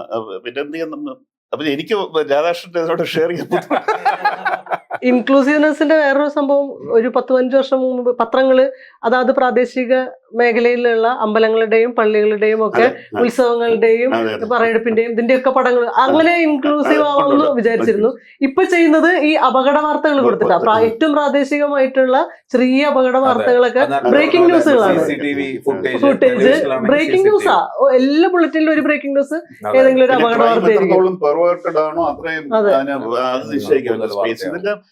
ഇതൊരു സിക്ക് സൊസൈറ്റിയുടെ ഒരു റിഫ്ലക്ഷൻ ആണ്. അതല്ലെങ്കിൽ ചിലപ്പോൾ അത് ഒരു കാര്യം നമ്മുടെ ഇവിടെ ഒരുപാട് റിട്ടയർഡ് അവരായിരിക്കും പത്രങ്ങൾ വായിക്കുന്നത്. അവർക്ക് ചിലപ്പോൾ വേറെ നല്ല സർക്കാർ കൊടുക്കുന്ന ഇടതുപക്ഷ സർക്കാർ കൊടുക്കുന്ന നല്ല പെൻഷൻ വാങ്ങിച്ച് അവർ കാണുന്ന ചാനലിൽ ഞാൻ പറഞ്ഞ നേരത്തെ വെറുപ്പ് ഞാൻ ട്രെയിനിൽ നിന്ന് കണ്ടിട്ടുണ്ട്. ഞാൻ ചോദിച്ചു, സാർ എവിടെ ജോലി? ഞാൻ റവന്യൂ വകുപ്പിൽ റിട്ടയർ ആയിട്ട്, മകൻ കാനഡയിലാണ്. അപ്പൊ കാനഡയിൽ നിന്നും പൈസ വരുന്നുണ്ട്, ഇവിടെ നമ്മുടെ സർക്കാരും കാശ് കൊടുക്കുന്നുണ്ട്. ഇദ്ദേഹം കാണുന്ന ഇതാണ്. എന്നിട്ട് ബാക്കിയുള്ള മതക്കാരെ ചീത്ത വിളിക്കുക. ഇതൊക്കെ ഈ വർഗീയതയിലേക്കുള്ള ഒരു ദൂരം കുറഞ്ഞു തോന്നുന്നുണ്ടോ? നമ്മള് സാറ് പറഞ്ഞില്ലേ എത്രയായാലും നമ്മുടെ കേരളം ഭയങ്കര ഭേദമാണെന്ന്. പക്ഷെ വിരോധാഭാസം പോലെ മലയാളത്തിലെ ഒരു വലിയ ചാനലിന്റെ തലപ്പത്ത് ഈ സംഘപരിവാറിന്റെ പക്ഷപാതിത്വം പരസ്യമായിട്ട് പ്രഖ്യാപിച്ചിട്ടുള്ള ഒരു എഡിറ്റർ വന്നിട്ടുണ്ട് എന്നുള്ളത് നമ്മൾ ഭയപ്പെടുത്തേണ്ട ഒരു കാര്യം തന്നെയല്ലേ? തീർച്ചയായിട്ടും. നമ്മളീ പറഞ്ഞ പോലെ അതിന്റെ ആ ഒരു ആകെ ഒന്ന് കുളിച്ചാൽ അല്ല അതിന്റെ കുളിര് പോകുന്ന പറയുന്ന പോലെ ഇപ്പൊ നമ്മൾ ഓരോ പടി താഴോട്ട് ഇറങ്ങി വരികയാണ്. ഇനിയിപ്പോ നമ്മൾ ഈ പക്ഷപാതികൾ മാത്രം മതി. അതായത് അവർ ഒരു പുതിയ എന്താ പറയുന്ന ഒരു ജേർണലിസ്റ്റിക് ഡിസ്കോഴ്സ് തന്നെ ചാനലുകൾ അവതരിപ്പിക്കുന്നു. കാരണം 4 പേര് 4 രാഷ്ട്രീയ പറയുക, ആ 4 രാഷ്ട്രീയത്തിന്റെയും നിലപാടുകൾ നിങ്ങൾക്ക് വായനക്കാർക്കോ പ്രേക്ഷകർക്കോ ഇഷ്ടം പോലെ സ്വീകരിക്കാം. അപ്പൊ അവിടുന്ന് മാറിയിട്ടാണ് ഈ ഒരു പൊതുമാധ്യമം എന്ന് വിളിക്കേണ്ടതാണ് എന്ന് കരുതപ്പെടുന്ന ഒരു ചാനലില് പൂർണ്ണമായിട്ടും ഒരു മത രാഷ്ട്രീയ നിലപാട് സ്വീകരിച്ചിരിക്കുന്ന ഒരു ആളിന്റെ പത്രാധിപത്യം വരുന്നു. അത് ഇനിയും വരാൻ പോകുന്നത് അങ്ങനെ തന്നെയാണ്. ഇനിയും കൂടുതൽ അങ്ങനെയാവും. അതാണ് ഈ നാഷണൽ ടെലിവിഷനിൽ കണ്ടത്. നാഷണൽ ടെലിവിഷനിൽ നമ്മൾ പ്രധാനപ്പെട്ട ആങ്കർമാരെ കണ്ടാൽ അവരൊക്കെ രാഷ്ട്രീയക്കാരാണ്. ഇപ്പൊ അർണബ് ഗോസ്വാമി മാത്രമല്ല, എത്രയോ പേര്, അവരെല്ലാവരും പരസ്യമായി ഈ രാഷ്ട്രീയത്തിന്റെയും മതത്തിന്റെയും പ്രത്യേകിച്ച് രാഷ്ട്രീയത്തിന്റെയും ഒരു മതത്തിന്റെയും വക്താക്കളാണ്. പക്ഷെ അതാണ് ഏറ്റവും കൂടുതൽ റേറ്റിംഗും വ്യൂവർഷിപ്പും മാർക്കറ്റും ഒക്കെ ഉള്ള. അതായത് നേരത്തെ പറഞ്ഞത്, ജനങ്ങളും കൂടി അങ്ങനെ ആയി കഴിഞ്ഞതോടുകൂടി സമൂഹത്തിനെ കുറ്റപ്പെടുത്താനല്ല, അവർ കാരണമാണ് നമ്മളിങ്ങനെ മോശമാകുന്നതെന്നല്ല പറഞ്ഞു. പക്ഷെ അങ്ങനെ മാറുന്ന ഒരു കാലത്ത് എൻവയോൺമെന്റ് ഇക്കോസിസ്റ്റത്തിൽ മാറുമ്പോൾ സ്വാഭാവികമായിട്ടും അങ്ങനെ ഏറ്റവും കൂടുതൽ വളർന്നു വരുന്ന രാഷ്ട്രീയ മത താല്പര്യങ്ങൾക്ക് അനുഗുണമായിട്ടുള്ള ഇപ്പൊ പലപ്പോഴും ഈ ടെലിവിഷൻ ചാനലുകൾ ഞാൻ ഈ സംശയം ചോദിക്കാറുണ്ട്, എന്തുകൊണ്ടാണ് നിങ്ങൾ ഒരു 1-2 പേരെയും കൂടെ നിങ്ങൾ മറ്റ് പക്ഷങ്ങളെ കൂടെ പിടിച്ചിരുത്തുക, എന്നിട്ട് വേണമെങ്കിൽ നിങ്ങൾക്ക് അവരെ ഗ്രിൽ ചെയ്യാം. പക്ഷെ അവരേ ഇല്ല, ഒരു പക്ഷം മാത്രമായിട്ട്. പ്രധാനപ്പെട്ട പറയുന്നത് അതിന്റെ ഈ യൂട്യൂബിന്റെ കീഴിൽ വരുന്ന കമന്റ്സ് നോക്കിയാൽ മതി. ആ കമന്റ്സ് മുഴുവൻ ചില പക്ഷങ്ങളോട് മാത്രം ചേർന്ന് നിൽക്കുന്നവർ മാത്രമാണ് കാണുന്നത്. അപ്പോൾ സ്വാഭാവികം. അപ്പൊ ഇന്ന് കേരളത്തിലെ മീഡിയയുടെ എക്കണോമിക്സ് പൂർണ്ണമായിട്ടും ലെഫ്റ്റിന് എതിരാവുന്നത്. ലെഫ്റ്റിന്റെ സംഭാവന ഇഷ്ടം പോലെ ഉണ്ട്, ഇഷ്ടം പോലെ അവരതിന് വിഭവങ്ങൾ കൊടുക്കും. പക്ഷെ അതിനപ്പുറത്ത് കോൺഗ്രസും BJPയും കൂടെ ചേരുന്ന ഒരു വലിയ ജനവിഭാഗം വാസ്തവത്തിൽ എണ്ണത്തിൽ ഇടതുപക്ഷത്തെക്കാളും വളരെ കൂടുതലാണ്. ആ എണ്ണം അവരാണ് ഈ ടേസ്റ്റുകളെ ഇപ്പം ഡയറക്റ്റ് ആയിട്ട് കൺട്രോൾ ചെയ്യുന്നത്. ഇങ്ങനെ മതി. കാരണം ഏറ്റവും കൂടുതൽ പക്ഷപാതപരമായിട്ടുള്ള ഒരു ചർച്ചയ്ക്കാണ് ഏറ്റവും കൂടുതൽ റേറ്റിംഗ്. നിങ്ങൾ മറുപക്ഷം മാത്രം മതി. കാരണം ഇവരെ നല്ലോണം ചീത്ത പറയണം എന്ന് നേരത്തെ പറഞ്ഞ ഈയിടെ ഒരു പോളിംഗിൽ കണ്ട പോലെ 53% അങ്ങനെയാണ് കരുതുന്നതെങ്കിൽ 40% അടുത്ത ശതമാനം വരുന്ന ഇടതുപക്ഷത്തിനെ സഹായിക്കുകയോ അനുകൂലമായിട്ടോ പറയേണ്ട യാതൊരു കാര്യവും ഇല്ല എന്ന് മാധ്യമങ്ങൾ സ്വയം ചിന്തിക്കുക. അതായത് നിഷ്പക്ഷമായി നിൽക്കണം എന്ന് വിചാരിച്ചിരുന്ന മാധ്യമങ്ങൾ പോലും അതിന്റെ ആവശ്യമില്ല. മാർക്കറ്റ് അവിടെയാണ്, നമ്മുടെ വായനക്കാർ അതാണ് അഭിപ്രായം, നമ്മുടെ പ്രേക്ഷകർ അതാണ് അഭിപ്രായം എന്നുള്ള രീതിയിലേക്ക് മാറുന്നത് ചില ചാനലുകാർ തന്നെ പറഞ്ഞിട്ടുമുണ്ട്. പക്ഷെ ഈ സോഷ്യൽ മീഡിയയിലെ കമന്റ്സിൽ കാണുമ്പോഴേ റൈറ്റ് വിങ് ഏതാ ലെഫ്റ്റ് ഏതാ എന്നൊന്നും തിരിച്ചറിയാത്ത വിധം ഇതെല്ലാം 100% റൈറ്റ് വിങ് ആയ എക്കോസിസ്റ്റമായിട്ട് ഇതിന്റെ ഇത് മാറിയിട്ടുണ്ടെന്നുള്ളതാണ് വാസ്തവം. അതും ശരി, പൂർണ്ണമായിട്ടും ശരിയാണ്. കാരണം അത് ഏത് വശമൊന്നും തിരിച്ചറിയാൻ വയ്യാത്ത ഭാഷ കൊണ്ടോ അല്ലെങ്കിൽ സംസ്കാരം കൊണ്ടോ അറിയില്ല, കലങ്ങിയും അറിയുന്നത്. അതാണ് ഈ ഡിസ്റപ്ഷൻ എന്ന് പറയുന്നത്. ആ ഡിസ്റപ്ഷന്റെ കാലമാണ്. അതൊരു പോസിറ്റീവ് ഡിസ്റപ്ഷൻ എന്നാണ് അനുകൂലികൾ പറയുന്നത്.